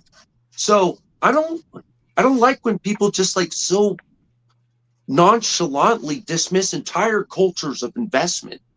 Like investments in humanity, much less the values that we portray our efforts with, you know. Yeah. Sorry, I'm all getting all philosophical over here, but dang it. No, maybe I'm tired of it, you know. Yeah, well, in the human aspect especially, like right now we're on the bottom rung, right? Like with AI taking off the way it is, it puts the human investment aspect of things at the bottom of the pile, and it's probably a good time to start investing in that type of thing, because you want to invest when it's least appreciated. Yeah, nickel was mentioned right here. Most Rolexes over history have been good investments. Dude, they haven't just been good investments. They've been great investments. They've been more stable, more competitive than any precious metal on the market. Hands down. If you had bought Rolexes and knew which Rolex to get, yeah. Sorry, I didn't mean to interrupt you over that. No, that's right. That's right. Jake, you got input, man? You've been quiet for a minute. Yeah, so I do want to share a story, and so over the last few years, we've all heard of people say that there's only 0.5% of the U.S. population invested in precious metals, whatever. Yep. Anyway, so I'd like to push back on that, and I just kind of do it just generally, but I think it's got to be way more, because like even my dad has a friend who's a Korean War vet. He's like 91 years old. And he's got a 12 by 12 room with junk silver stacked in 10 pails, stacked to the wall, to the ceiling. And the weird part is he only has one daughter, and the house looks kind of average. He's an old farmer. He don't care about money. Wears overalls and a beat up Ford truck. He's probably got about $8 million worth of junk silver in his house. And so the thing is that he only has one daughter, and she has no idea that one day when he passes away, that she's going to walk in and go like, "Holy shit, what is this?" Well, so my stepdad Jim's afraid, because the last few years, as the price goes up, now he's going back in that room quite often to count it and try and get face. For years he just, I don't know, sucked it out of the system. But I mean, who knows? But basically, my dad's afraid one day, if one of those old pails falls or a whole wall, could be dead. Yeah, wow. I'm not lying. No, I believe you. No, yeah, no, that's silver's cool. Heavy, dude. Yeah, and so if you think about it a little bit more, everywhere we turn to the LCSs, there's tons of people selling, whether it's inherited coins. I don't know. I mean, like nobody really knows the percentages, but there's way more people selling their family silver or bars, or and so now all of a sudden, as the price goes up, more of these older bars, Matthew bars, and there's a lot of the old shit that's now starting to pop up where they haven't been around for 20. But so who's counting for those stackers, right? So it's like the percentage, in my opinion, has to be higher. I mean, there's like old dudes rolling in with gold. I mean, I got a ton of stories I could share that I've seen in person. A couple of years ago, I've told this one a few times, in Indianapolis, is where my cousins live. So I go up there and go hang out with them. And I always hit this old jewelry store, coin shop and jewelry store. And these two old farmer dudes come out laughing, wearing overalls because you got to get buzzed in. Anyway, and so the lady, I was like, wow, they must have got a good price, on something they bought. She goes, oh yeah, they come in every year. And she's saying that their granddad, well, shit, these dudes are in their 80s. And anyway, so she said they left them bags of gold double eagles. And so she said every year they come in, they sell one or two and go party and, whatever. But yeah, been doing it for years. Wow. That's great. Yeah.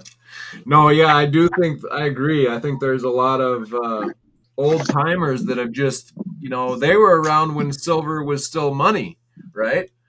And so, like, yeah, my grandfather is as well has some 90% that he's just held on to all this time. And so, yeah, I think as this price keeps climbing, that yeah, you'll see some of that come back online. Indeed. Yeah, the story I tell of the Merc dimes, that guy reaching in the bag of Merc dimes and just pulling up, that bank bag full of Mercs. Like, that's one of those old timer, coverall wearing, old truck driving, you know, Yeah. stacked to the ceiling. But and guess what he's full of? Silver, gold, and art. That's what he picks. Silver, gold, and art.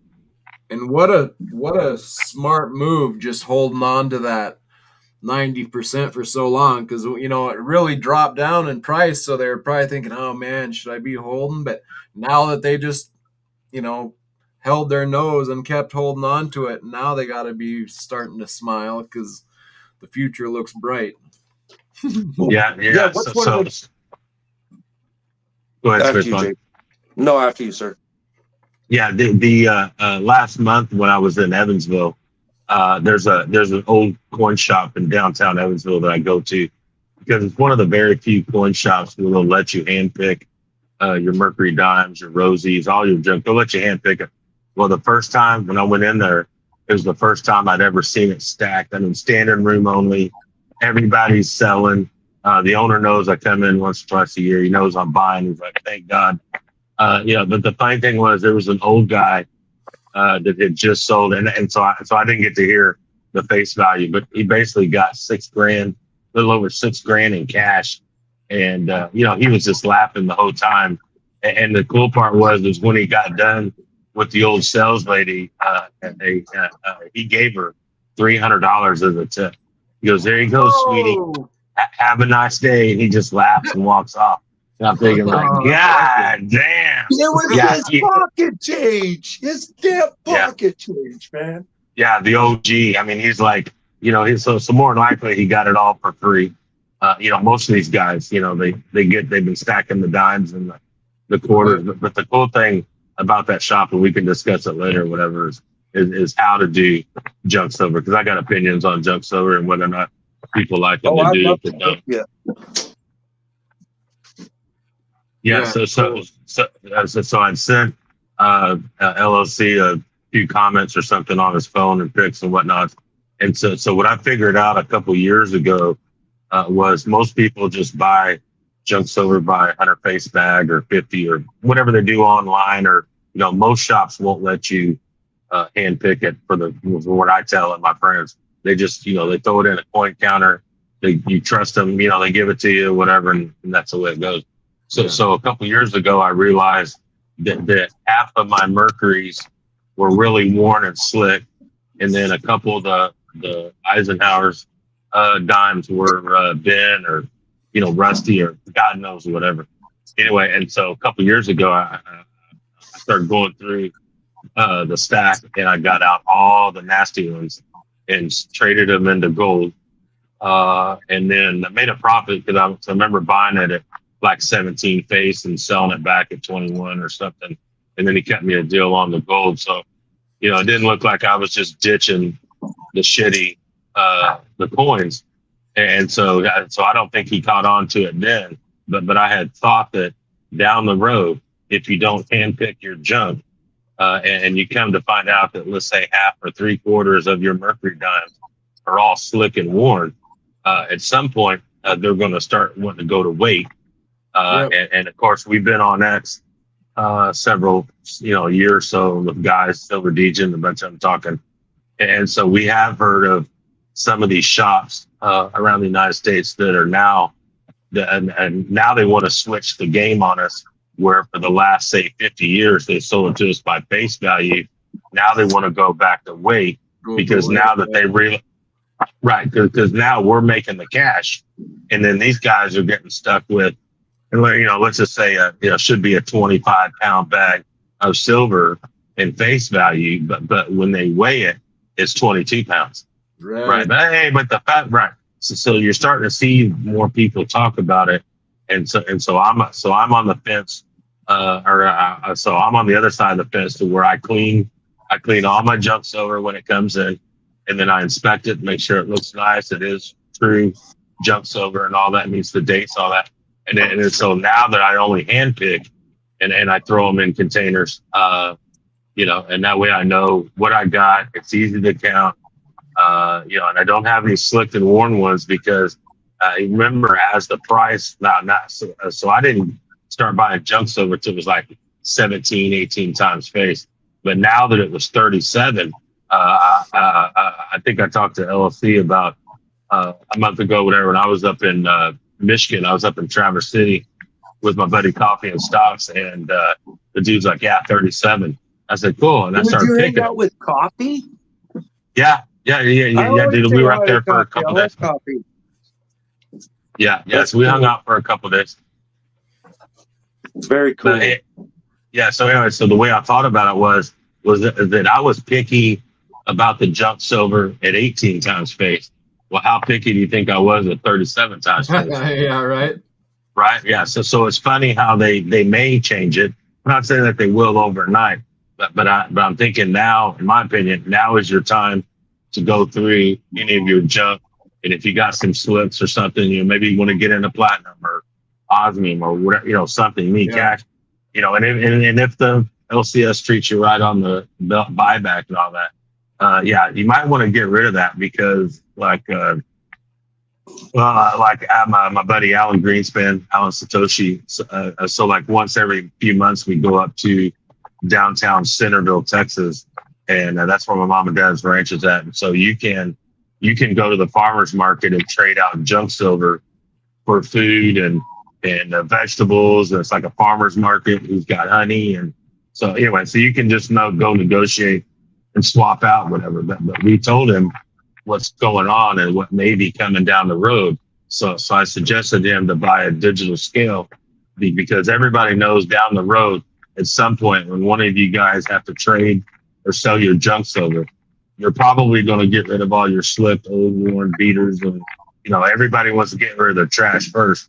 Well, if you were sold it at junk silver or at face value, and then all of a sudden you come to my taco stand and I tell you I want a troy ounce and I pull out a fucking digital scale, guess what? That 14 dimes of mercury here, they ain't going to cut it, dude. You're going to need 16. Well, if you do that every transaction, you're losing on the weight. So just a concept to think of. Yeah. If you haven't heard that before. Yeah. No, that's good to raise that awareness to that because you're right. Sure. That's a lot of guys get around that. Like, I'm a little uncozy with how Goldback says, it's 1/1000th of the ounce. It's easy enough math, but it kind of starts hiding figures through creative wording, and so you're right. If you're not if you're going by coin counting, you can get screwed, so it kind of I guess it's one of those things you just got to be clear on transaction. Hey, what's the deal here? Because are we going to go by the weight, sheer weight, or if you want a coin count, then I'm going to need a better value per coin, Yeah. So funny enough, the first time I bought junk silver from this legit store in Austin, Texas, and so I really like him. A shop's called Chris's Coins in downtown Austin. He's a great guy. And so the first time I bought like a 100 face bag, and so I got it and I told the guy, I said, I'm gonna clean it. And he goes, don't waste your time. And so well, anyway, when I got home, I drove, it's like a 4-hour drive from me one way. So I went there, grabbed a face, came home and cleaned it with the jewelry cleaner, the cheap silver jewelry cleaner they sell at Hobby Lobby. Anyway, and so when I slung out all the dimes on a towel, a bunch of them came up rusty and they ended up being plaid coins. And so I was able to identify, $3 face out of a 100 face bag of plaid. And I was like, man, I got fucking ripped off. So I called him. He goes, oh yeah, it's part of the business. And he said, sometimes people slip it in, they buy them. So I called him up and I went back the next day and we swapped them. But it's one of the reasons why I do clean my junk silver, because one, it's easier to handle, but two, it also helps identify plaid dimes and fake quarters and shit. Wow, cool. That's good. Good that you got a good enough LCS that he was honorable and swapped it with you. Yeah. Yeah. So it's just, because there's a lot of people that I've known for years that just buy junk silver, and let's just say it's SD Bullion or with Andy or anybody, they just buy the bag, assume there's 100 face or 50 face or 500 whatever, and they just throw it in the safe and go, aha, cool. Yeah, well, they don't even know what they got. Did they get a bag of slicks? Is there fakes? I mean, nobody spends any time cleaning, organizing, sifting through. So it's just. Yep. Yeah. Yeah, I know some of those big dealers they go and invest in like a coin counter or a coin separator where you can drop in all your coins, and they supposedly will catch a lot of those non silver dimes and whatnot. So I don't know how accurate they are, but LLC, you and I, we haven't discussed specifically like cavitation and exposing clad and stuff, but like more to the point, like this is one of the reasons like we've leaned towards like the pure metals movement, that to really push for just a clean weights measurement, is what we're talking about. Clean weights, clean metals, clean measures, and and that's like leaning on it as a security, not a preference so much as a security. And an ease of use for the new little old lady that comes into the market, and gets confused on all this other stuff, and it's a way to just keep it pure and easy. So let me give you an example, right? Like the eagles, right? Silver eagles, right? Weigh over 1 ounce. Okay, like physically weigh over an ounce. Same with your like Krugerrand, like your rands. Your weight over an ounce. Well, the little old lady who doesn't know how to spot a fraud, somebody comes over and they give her a coin, and so she thinks she's being smart. She weighs it, and it weighs 1 ounce, and she looks at it and it says 1 ounce silver, and she just got scammed with complete forgery, never able to catch it, because the simplicity of it is most people don't realize that in your bi-metal coins, or mixed metal coins, that that there's denominations that are spoken of that aren't necessarily intuitive, and it can lead to some misinterpretation, some misinformation, and ultimately people suffering that shouldn't really have suffered. Like, look, when the weak suffer, I take, when you consider yourself from a position, arguing from a position of strength, when the weak are suffering, that's my fault. That we didn't do a better job of educating, cleaning house, and so by us having these conversations, we are in essence cleaning house, and doing our duty. But this is why I tend to lean towards pure metals. To kind of like lend security to anybody that may be listening, lend security to my friends, and that's a big part of why I went pure metals, is just to eliminate that extra bit of confusion and when you allow for that, the different percent, because you've got sterling, and then there's one that's just over sterling. What is, like, it's called, is it Britannia. I can't remember what it is, but it's like Oh, instead of yeah.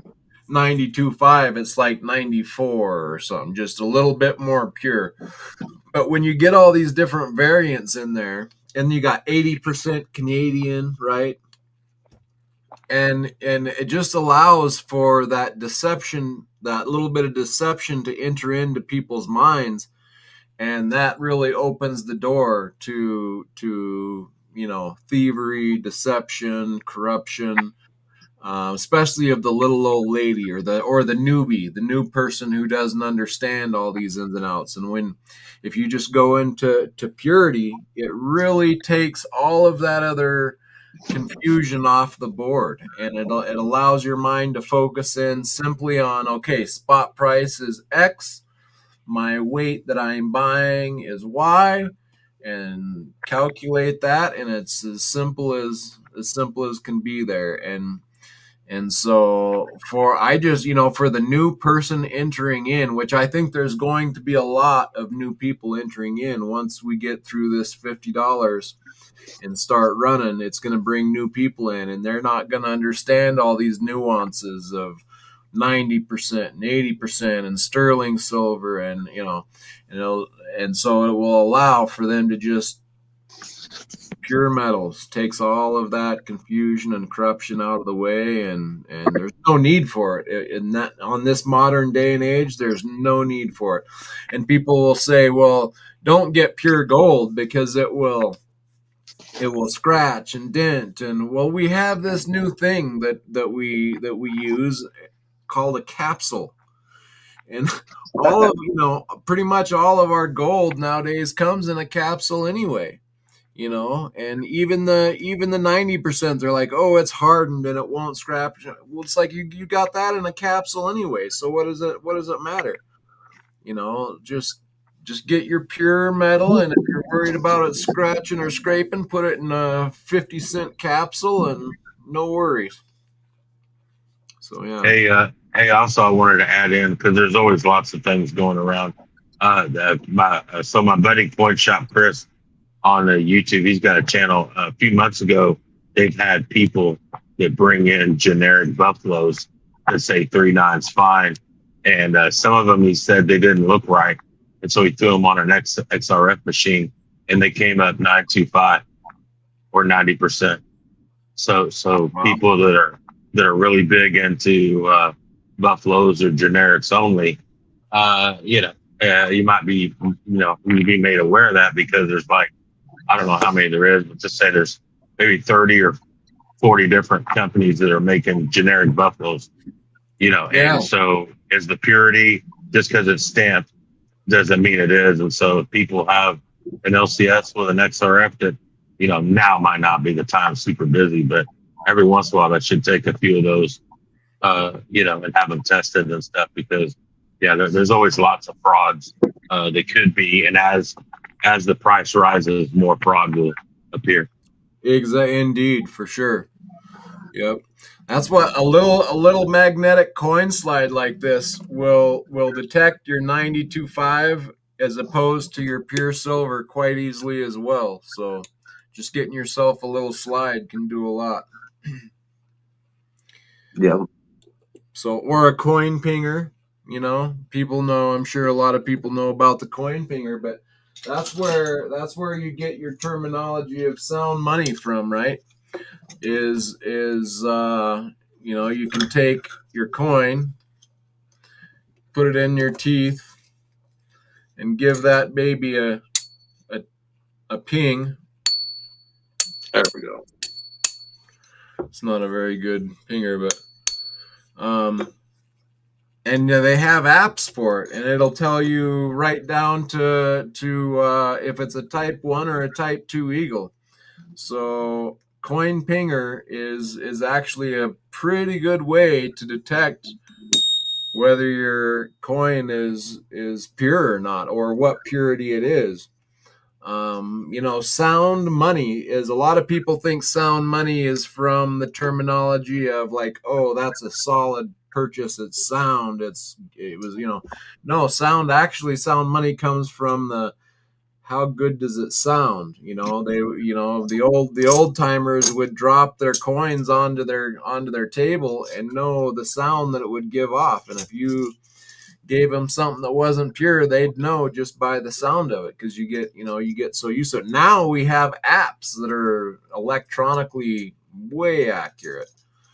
So but yeah, so once you get used to, like, that's why I have these 4 coins that I'm always, carrying around and getting used to, because once you get, used to the real metal, you can tell real silver from fake pretty, much easier than not understanding what the metal is, so.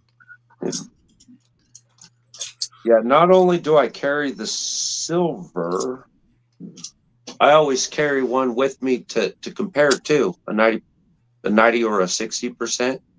Yeah. Just to distinguish a difference. Yeah. That way, if need be, you can demonstrate. But yeah, right here, like this guy, my 100 pesos. That'll ping for me. That'll make a nice high sound. Cool. And then I could ping my silver and get a nice low sound. So awesome. Yeah, and like platinum has no magnetism whatsoever. So you put a platinum coin on here and it'll fall off. Just, there's no magnetism whatsoever. I guess you call silver, what do you call it? Bi-magnetic? There's a certain word for it. I can't think of what it is, but paramagnetic. Paramagnetic or something like that. Yeah. Yeah. It also. Go ahead, Smith. No, after you, sir. No, so some other advice I offer to new stackers or fresh new people that are interested. If they go to an LCS and they're interested in buying some silver or a gold piece or whatever, to call them up ahead of time and make sure that they have a Sigma machine or an XRF, and make sure that you have everything tested before you leave. And that way there's no problem. Make sure that they teach you how to understand how the Sigma machine is set up and tested before it's tested, and it falls between the arrows and stuff.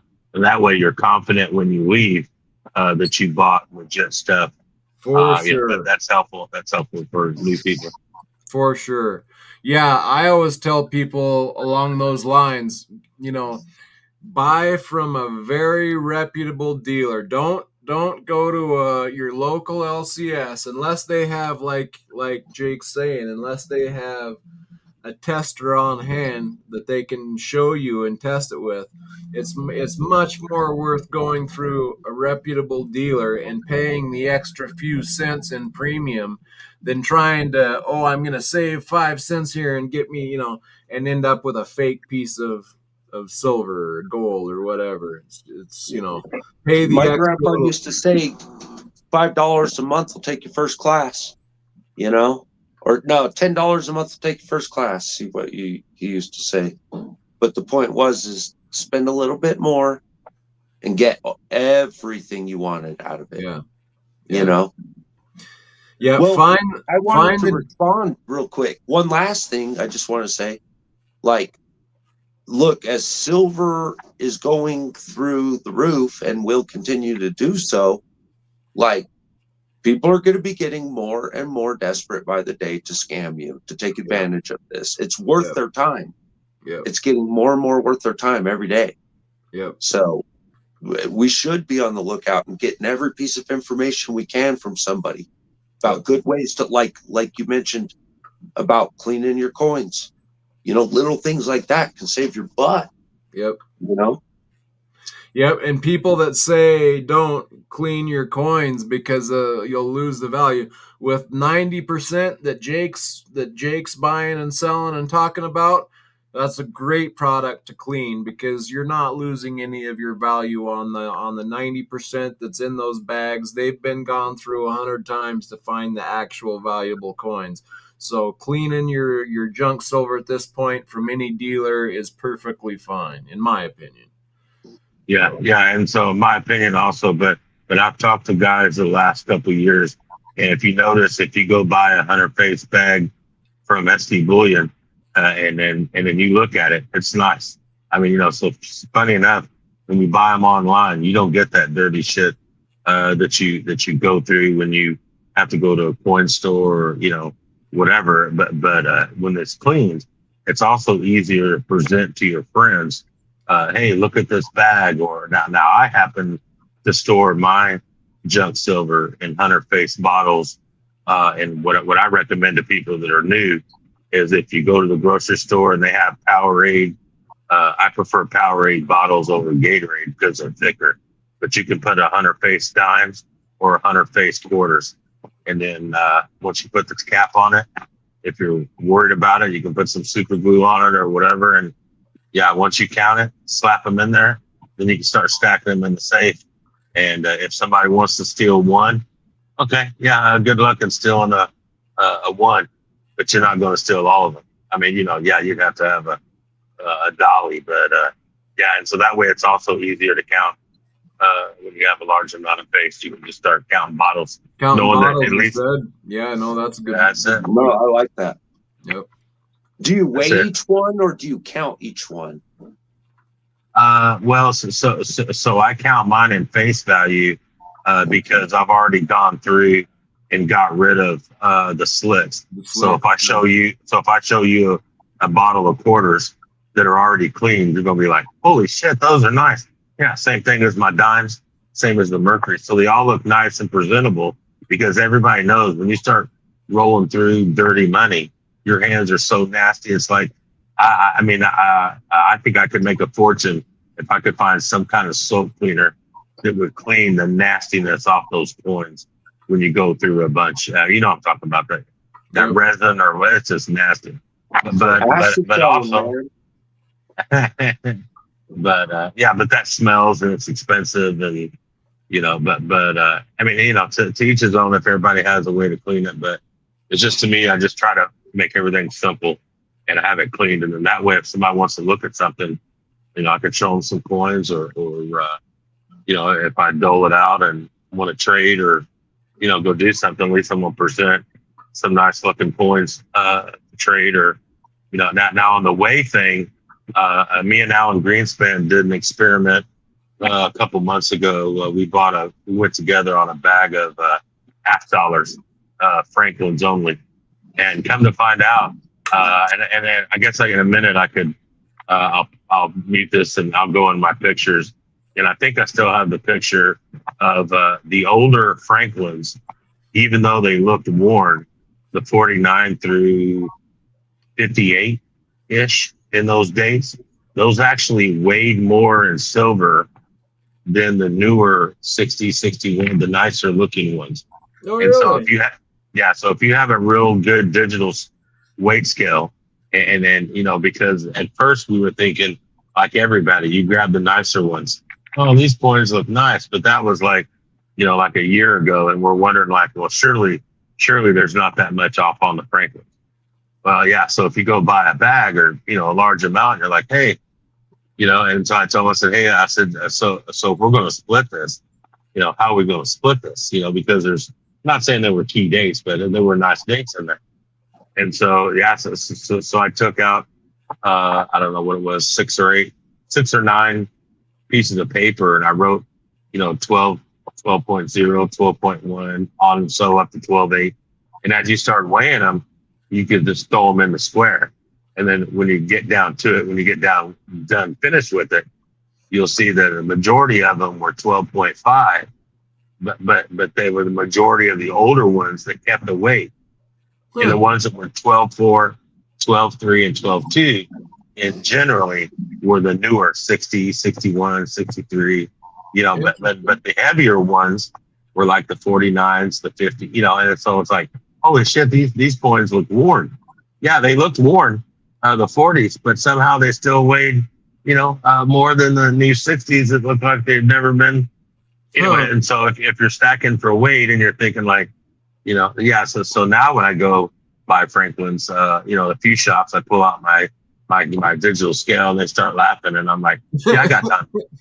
I got time because once you start picking a 12.6 or a 12.8 and you start nailing them one after the other, you're like, oh yeah, you're gaining, because remember you're paying the same price, and so Right. if you're going to do it, you pick out the nicest one and or the heaviest one. So Right. it is what it is.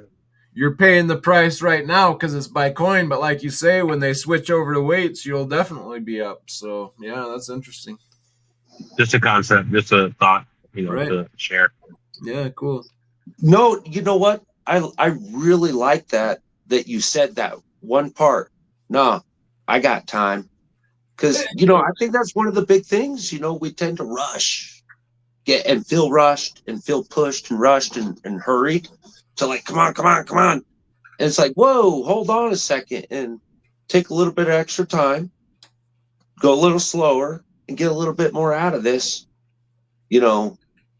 literally and metaphorically, Yeah, I mean, it's like I said, it's like we went to an LCS before I came on my trip, and there's a buddy of mine down in the Woodlands, and we were going through. So I take turns. Sometimes I feel like Mercury Dimes. Sometimes I feel like Rosie's. But anyway, so whatever it was last time, I decided to buy Rosie's. Well, so somebody dumped 55 and 57 BU dimes in that stash of old dirty. And I was like, I mean, I couldn't believe my eyes. I was like, tell me I'm not dreaming. And so I picked through every one of them. And then the funny thing is the guy in the Woodlands is the only guy I've ever met that buys and sells junk silver by weight. And so I give him a pass. If the world ever changes in 5 years or 10 or whatever, and they all want to go back to weight like the rest of the world, he's the only guy I'm gonna give a pass to, because he's the only guy that buys and sells by weight on the computer scale with this program, which I've never heard of before. But I mean, and it's funny enough, that's how he keeps his inventory.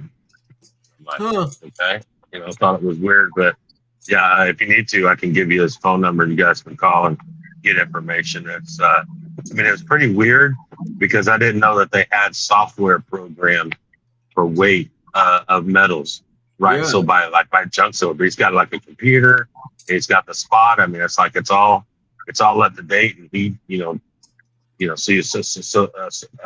so you get you really got to do your math prior to find out, because he's just selling it to you by weight, but either one of us has to do because most of us are just used to junk silver by face, like what is it, 35, 33, we need to know that 350 a dime, okay, but yeah, when he does it by weight, it's like all fucked up. Takes a few minutes to be like, hey dude, how much is on this shit? Like how many dimes? And like, we got to, everybody's doing math, and it takes a few minutes just to walk in there and sling down some money, and it takes a few minutes just to figure out how much space we're buying, and so yeah. Well, that count could go off really quick. Like you're talking, with a spread of like 0.3, that's a big spread.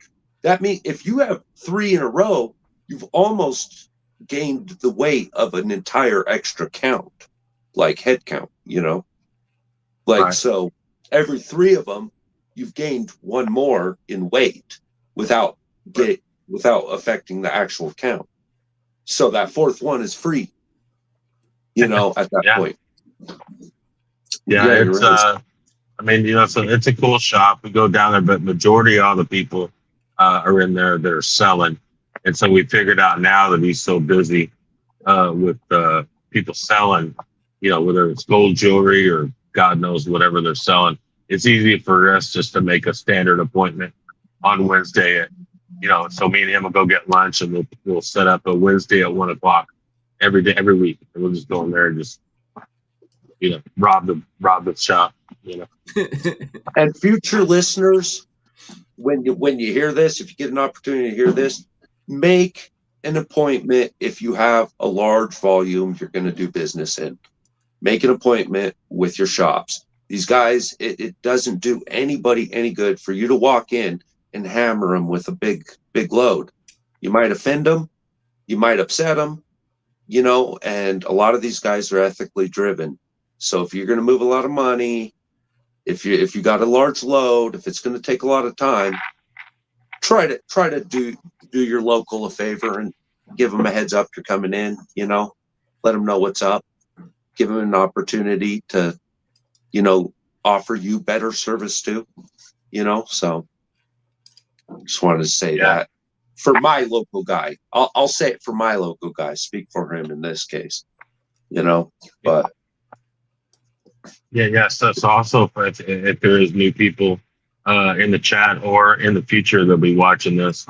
Yesterday, I was fortunate to have breakfast with Andy Sheckman and Tattoo from Miles Franklin here in Florida. Cool.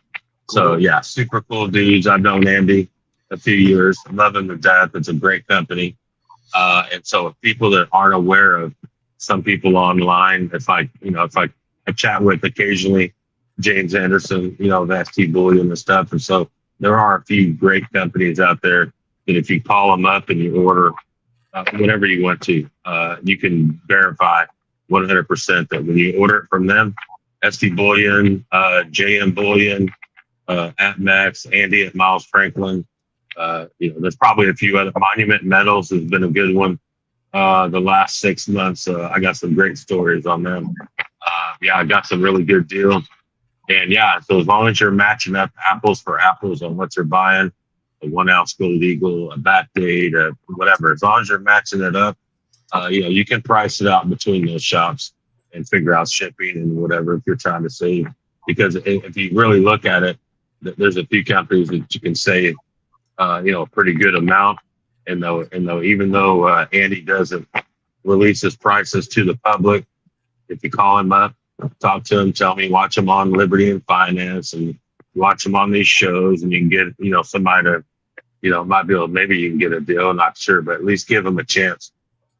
Because if you're making a decent purchase or something, you know, they can work your deal way better than, you know, like ST Bullion or some other one. You just click and, you know, whatever you're buying, and that's the price. And then, so just keep Andy and them open when you're interested in the mix of shops. Yeah, no, and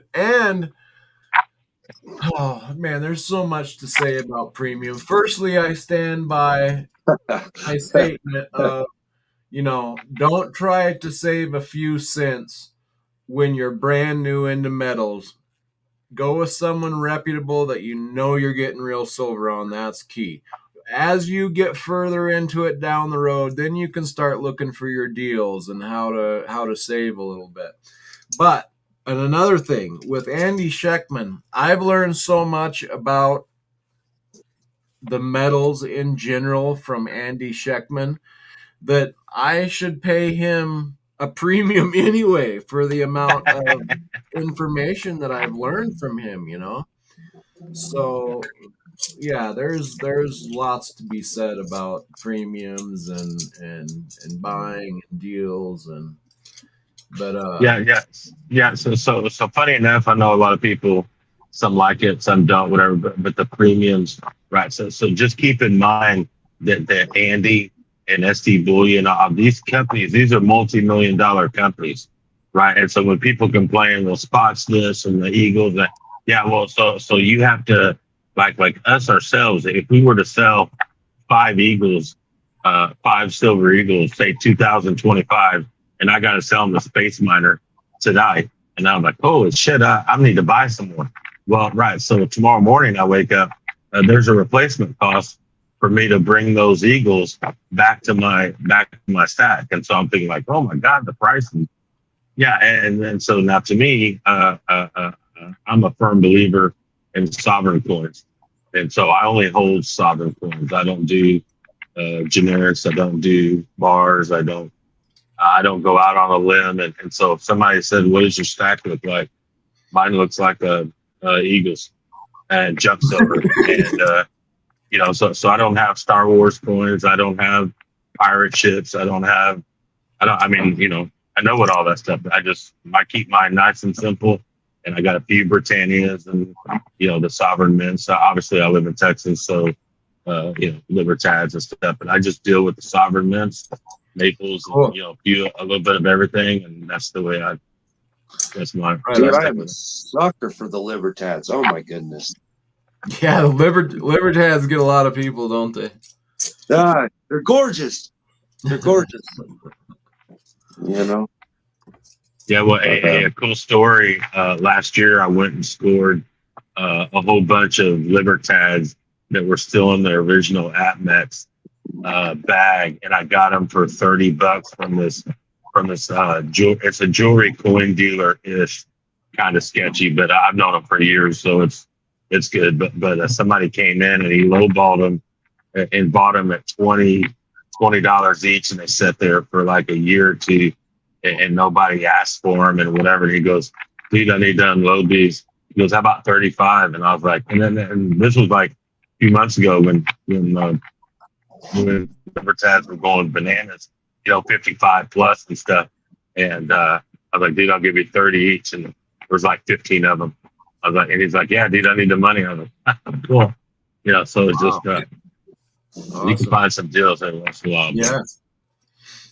Yeah. And then that's it. Once you have an established stack, then it's much funner and much easier to hunt around and to find those unique deals where you're not in a position where you have to buy them, and so you can find some of your pawn shops even, or stuff like that, where they might have some silver but they don't move a lot of it, and they might be wanting to move it, and yeah, just like you said, you can find an awesome deal like that sometimes. So yeah. I don't want.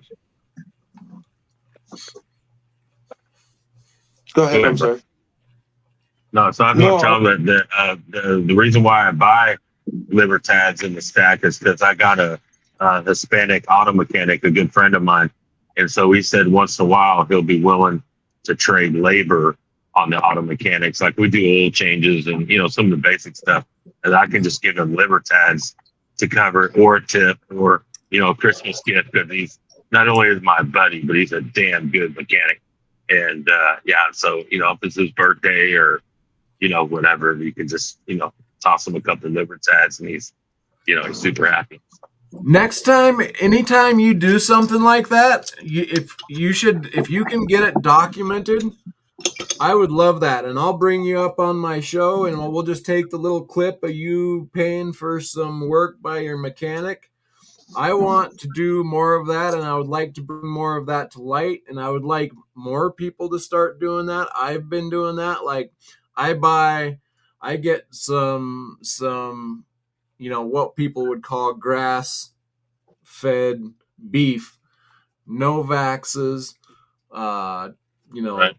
Great beef, and I get it with gold or precious metals, and that's right. I would like to see that start happening more, where we get the community involved and we start showing that, look, goods and services are starting to be purchased with the metals, because that's starting to happen more and more, and we need it to happen more and more. And so I would love to start showing that off and pushing that more. And so hopefully in a month or so we'll go back up to Centerville, and of course the guy Matt that runs it, anybody is welcome if you live in Texas. If you get, now obviously it's wintertime ish down in Texas, it's getting cold. I don't know how many more vegetables, how often, but in the spring and stuff, whatever, anybody is welcome to go to downtown Centerville and go to the town square on Saturday mornings. And you'll see other people out there selling stuff, but you'll find the only dude selling fruit stand and meat or canned goods and pies and whatever. And you can just roll in there with your junk silver, or if you want to throw down Eagles, if that's what whatever you got, you can work a deal with him, and he'll trade you out. But so one of these times, I don't know if there's any time this year, but if not, we can do a live stream or send you a video. Awesome. Or hey, Jake, can I ask you? Are you seeing any gold back motion down there? Like, no. And any guys interested in gold at all in the areas? Gold, or is gold everybody Eagles moving into silver? Well, I mean, some of the people that I know were buying gold because silver's still affordable, right? So there's a concept of, people would say, well, I mean, it's like by the time we got in, like I've only been at it for a few years, so like I was paying 22, 21 and 22, something like that, premium, whatever. And so if we were buying it then or buying gold at 17 or 1800, and then all of a sudden gold's at 2000, 2400, and you're still buying, or 28, 3, 4, right? And so, to me, my opinion, which isn't popular, but gold is I harder know to what it find. is. Yeah, and so gold is harder to find at all the LCSs that I go and I travel. And it used to be let's say at least a year ago, several shops I could walk into, and if I woke up one day and wanted to buy a $5 lib pre-33, I'd call them up and go, "Hey, dude, you got some $5 libs?" "Oh yeah, dude, I got plenty." "Okay." Or I want to buy a 250 or a $10, whatever you wanted, right? But it used to be back in the day, you could just walk in there and shop, buy whatever the hell you wanted. I want to buy a bar. I want to buy, and Yeah. nice, but nowadays the gold is just getting harder to find, and so, to me and other people, it's just if you can still squeeze in some gold every once in a while, you have to translate that payment of, well, if you were buying it at 1700 or 1800 and you're buying it at 35 and 4000, then what's the difference of $25 silver to $50 silver? Right, because there's still Right. plenty of silver. There's plenty of silver around, and so it seems like the last year, all we hear is the majority. If 10 people are standing in line at your coin shop, more likely 8 or 9 of them are selling, and maybe one's buying. So if people are still selling, we can get into that more. But it's just, yeah. I mean, there's plenty of eagles, and I can go places and pick up whatever, but I don't want to get priced out of gold before it takes off. At some point I will. I just don't know how, but we'll have to play that by ear. Do you think the price of gold is deculturing the gold itself? Like, meaning like we are losing a culture of gold possibly just by being priced out simply? Do you think your experience might Well, lend to something like that, or how would you respond? yeah. Well, I mean, so it only took less than 100 years to wash it out of our families, our heritage, and what our great, because if my great grandpa was standing here, he'd be happy as hell that I was, had some pre-33 gold, and so he knew all about it. My grandpa never told me about it. My dad never did. So I'm pretty much like considered a first gen stacker, and I'm gonna do the best I can to give my kids a leg up. But but the way they're gonna take it from you, when people think of confiscation, it's not going to be the confiscation you think of. If they start raising the gold price, we all hear all the crazy numbers: 5,000, 6, 10, Jim Rickers, 20,000.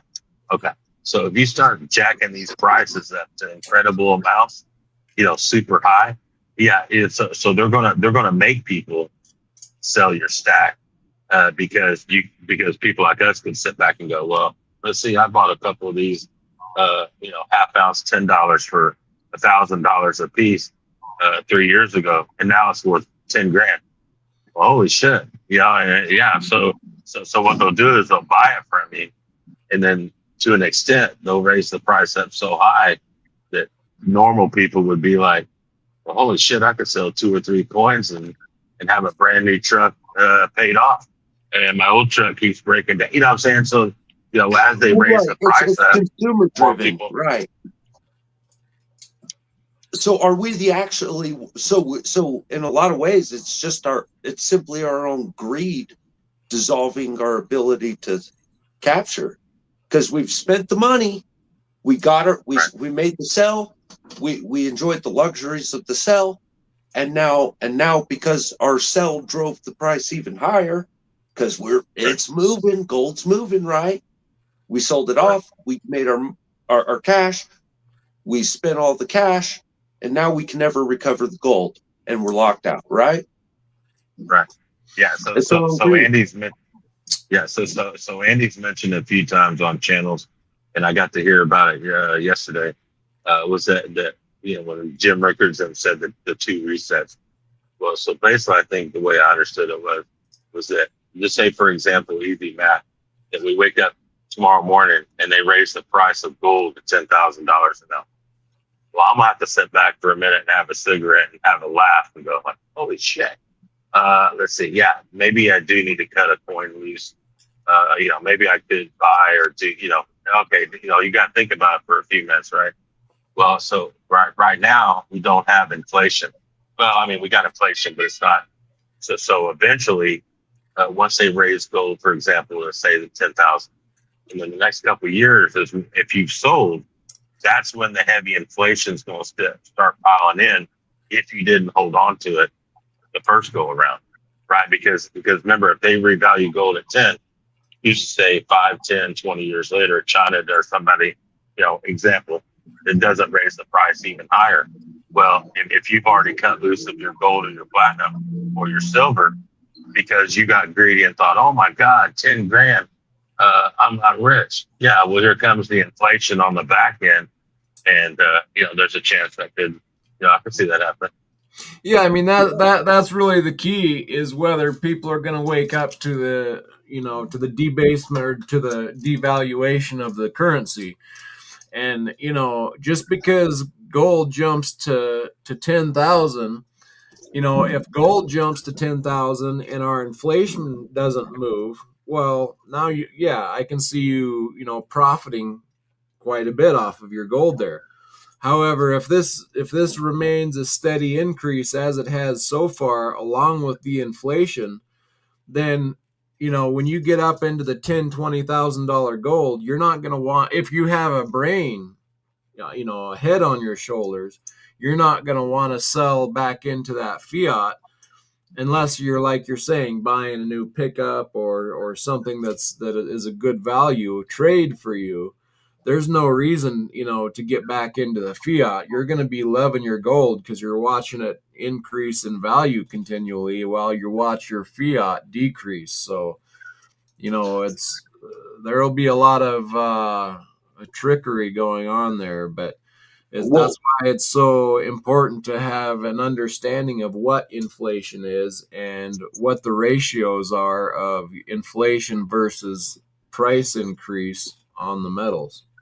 I don't think anybody should interpret anything we're saying right now like to shame them for selling. Like, listen, like, it's not a profit unless you sell. It's also not a loss unless you sell.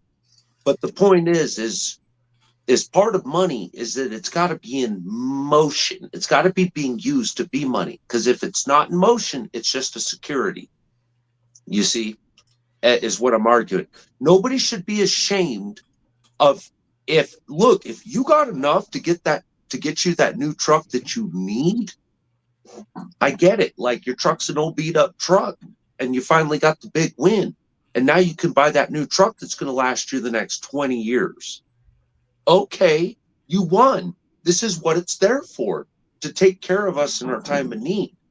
And so when it provides for you in a long-lasting, sustainable way, that's nothing to be ashamed of to sell out in that kind of a moment.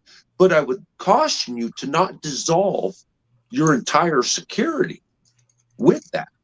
You don't want to blow the whole hoard on a new truck and then be stuck with the cost of bread, having to sell your truck for the cost of bread. You see what I'm saying? Yeah. Like, yeah, there's an important security to be leveraged in this. You need something to retain value so that when the value increases, you're part of it still. You know? And that's why it's key to keep your eye on the dollar. And it's actually not, again, unless your fiat doesn't drop in value and everything else, because it's really not gold going up, it's your fiat dropping in value. So that is like, that's the main thing to understand and keep your eye on is, because like I was just saying in our first stream, silver, I think right now is a good investment, even if the fiat dollar wasn't devaluing. I still have a good reason to invest in silver because of the supply demand problem. But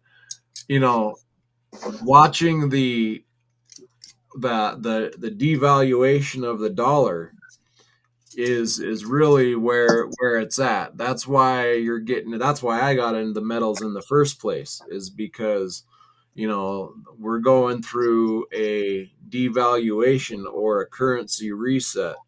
And so right. But it's not happening overnight. So we shouldn't respond to it as if it's happening overnight.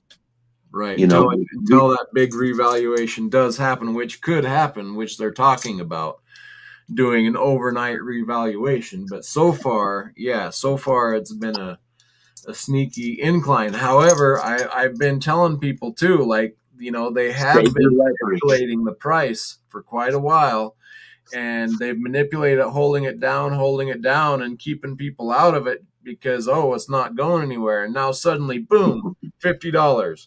And now people are like, well, it's too expensive for me to get in now. I'll wait for it to drop. Well, that's the whole thing. It's not going to drop. This is a game to keep you out of the value. It's not recovering like it used to. It's recovering much quicker. It's recovering in days, not weeks, not months, not years, days. Yeah. Hey, Spice Fire. Go ahead, sir. So back to your comment you made a few minutes ago about not being ashamed to sell. Yeah, actually, about a month ago, I had to sell a 1 ounce gold coin. I was in the middle of purchasing a used car, and I wasn't quite sure how the taxes or the fees, and and I had some cash, but I didn't want to blow through it all. And then I always carry a coin on me, and and I thought to myself, am I emotionally attached to my stack? Because I've never sold a gold coin. I was thinking, like, you know what? Right now, I need this car, and I need to have a good car, and I need to have some future repairs, And then so at first, I called my buddy up and said, "Hey, dude, I need to sell a coin," and I got $4,100 for it, but only paid $3,000 for it, And so I was thinking, like, man, right off the bat, I made $1,000, but I got the cash, had to pay some on it. And then come to find out I did need a repair, and then went back a week or two later and bought back. Now obviously I couldn't buy back the same ounce that I sold, but yeah, and so you buy when you can. And if something pops up, I don't have time to drive half an hour back to the house and try to scramble this. And, what I'm saying? Yeah. So, yeah, it didn't bother me. And then, like I said, I'm still buying and picking up stuff when I can, but it's just, you can only get cash so fast. And of course, the deal I made on the car was cash. And that's a funny story within itself. But yeah, I mean, those dudes at the dealership, they were like, "What do you mean cash?" Yeah, dude, not a debit card, not a check. Yeah, and this fool, I mean, it's a big dealership, dude.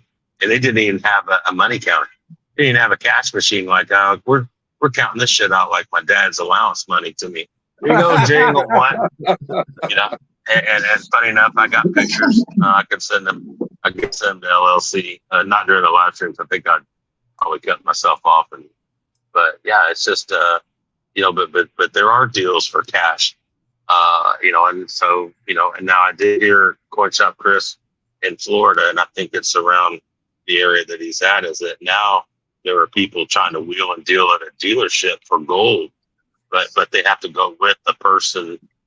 Somebody from the dealership has to go take it and get it verified. And if the dealership is willing to, trade out, which obviously means that the owner or the boss is, trading it out with cash out of his pocket and, something like that. But yeah, I mean, but there are people that are trading, and I do hear people that barter and, and do stuff. And, so it's just who you talk to, who you know, and, what you got. Yep, I think more and more of that's going to start coming to light, and that's good. We need it. So, and that's it. I mean, my channel is mostly about, I just want more people in it. I want people to wake up to the fraud that is taking place. You got the little old lady who just does everything she can to save a few pennies and keep some dollars, and doesn't realize how quickly those are being devalued. And so, I want the awareness to come, and why are people starting to do more business in gold and silver? I thought that was way old school. Why would that be coming back into play? Well, look into it and you'll quickly figure it out, so. Well, Yeah. I'm coming at this from a perspective that, in my personal perspective, is I'm just trying to generate a sustainable life, like a solid, sustainable, uninterrupted life, right? Because if I have a stable life and if my life is entirely paid for already, then any dollar that I draw in is in profit. It's a profitable dollar. It's a usable dollar. Every dollar that I bring in. But I can only do that if I dropped the gold ounce to pay for that car and its repairs. You see, to have a stable car. Once you have a stable car, you're not dropping silver. You're not going down to the store to drop your silver for more parts. You already have a stable vehicle now. You, you know, this sustainability of life is the real key here, to not be forced into having all these additional costs constantly leeching on you. And so if we can generate a stable life at this moment, then that means I'm not selling off my gold and silver now. I get to sell it off later when I'm ready. And that's the hope. And so when these situations do, you quickly dispense, you get them out of the way so that you can get back onto generating more into your stack. Because this is the real advantage, is in the stack, not in the USD. USD needs to be used like now. Right. Like either go buy the fucking truck or go buy the fucking silver, excuse my language, but go buy something with that cash, because that cash is losing value now. Yeah. And it's not worth what it's going to be worth tomorrow. Right. And quite literally most days. Yep. Nowadays. So, well, I'm guessing that Nickel hit it on the head here. I bet if we were down in Texas, close to Jake, that he would take some silver for a pizza. Yeah. Yeah. Have you had anybody buy any from you with silver? No, but I have been saying for years for everybody to stack pizzas. So when I travel around, I can pay you. I'll pay you in junk silver or silver for your pizza. Yeah. Yeah, no, that's awesome. So another story I can share. A few weeks ago, it's getting harder to get large amounts of cash out of the bank. And so when you're trying to get a couple grand here, 500 or whatever the amounts are. And so in my town, we have 3 banks of the same title and same company, 3 different branches, small, medium, and large. And so I went to the large right off the bat. Oh, Jake, we can't do that. We'll have to call. And I actually had to leave that. I mean, it's like they couldn't even do it. I started laughing. I was like, are you fucking kidding me? I had to go drive downtown to what I thought was the medium branch. And like, oh yeah, we can take care of it. I said, well, no wonder why nobody robs banks anymore. Because y'all ain't got no cash. And it's like, so in order to get precious metals, or what I try to do is pull out as much cash as possible to leave the littlest amount in there. Like most of the time, we might have like 400, $400 or $500 in the account. And if I need to, I can always, go add some more in there. But if the banks fail or something happens or a 3-day weekend, it's, Yep. No, I agree. I'm just going to be laughing. All right, we got Ground Pounder joining in. Hey, Ground Pounder, welcome in. Good to see you. You're like muted or something there. yeah, what up, GP Burger Crew, bro? Cool, guys. I'm going to have to wrap this one up so I can come back and do another unboxing of my precious here. So, are you following direct, or are you going like tomorrow or something? Or are you just going to kind of cap and run? I'll probably take a little half-hour break or something, get a bite to eat, and then come back on or something. I don't know if I can wait overnight on this thing. I'll have to think about it, but I'm kind of excited to get into it. So yeah, hopefully tonight here, Nickel. I'm probably gonna just go grab a bite to eat, and then I'll come back and we'll get into this baby. This is there's some very, very high valued items in there.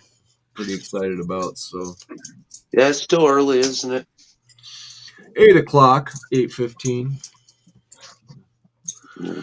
Well, Jake, I greatly appreciate you jumping on and letting us No problem. hear a little bit from you. That was fun. So I hopefully agree. I can get you back on here sometime. And if you come across any barter, get it on camera, and we'll put it out here to the community. And I'd like to see that stuff. So, and then whenever you're on with all these, you get to hang out with all the celebs, man. You're like, I know. you hit them all, man. That's impressive. So Name should be Jake High Roller. exactly. Yeah. So when I was down here, I got to have lunch with Chris Marcus twice, and he's another great guy. And Arcadia Economics, if you don't follow them, I'm a mod on their channel. And so all these guys I've met are super nice people. And so they just want to help people, and they all have their own expertise, and you can chat with them, and you get to be friends with them and hang out, and it's like it's just a great group of people to be in. Yeah. I agree. Yeah, that was great getting to have lunch with you guys in New Orleans. So it was a highlight for me. So I'll have to be excited to get you back on down the road, hopefully. And Space Miner, as always, it was good having you. Thanks for keeping me company here. Thanks for having me. Good and it was info. nice talking with you, Jake. Man, that's cool. Yeah, appreciate it. Thank you for your contribution, man. That was a lot to it, and really brought some insight into that. Kind of a lot what we're seeing right now. So, thank you. I appreciate it. And everybody out in chat and all the different links we had up, greatly appreciate you jumping on and hanging out with us and throwing your insight into the chat. Always Nickel. good to chat with everybody and talk with everybody. I'll hopefully be back tonight, if not for sure tomorrow. And then I'll be back this Wednesday evening with Ian of Arc Silver Gold Osmium. And probably getting Aaron Burke on here shortly with down from Chicago and Ancient Coins. So bunch of good content coming up on the way. So thanks everybody for being here, and we will catch you all on the next one. Thanks all.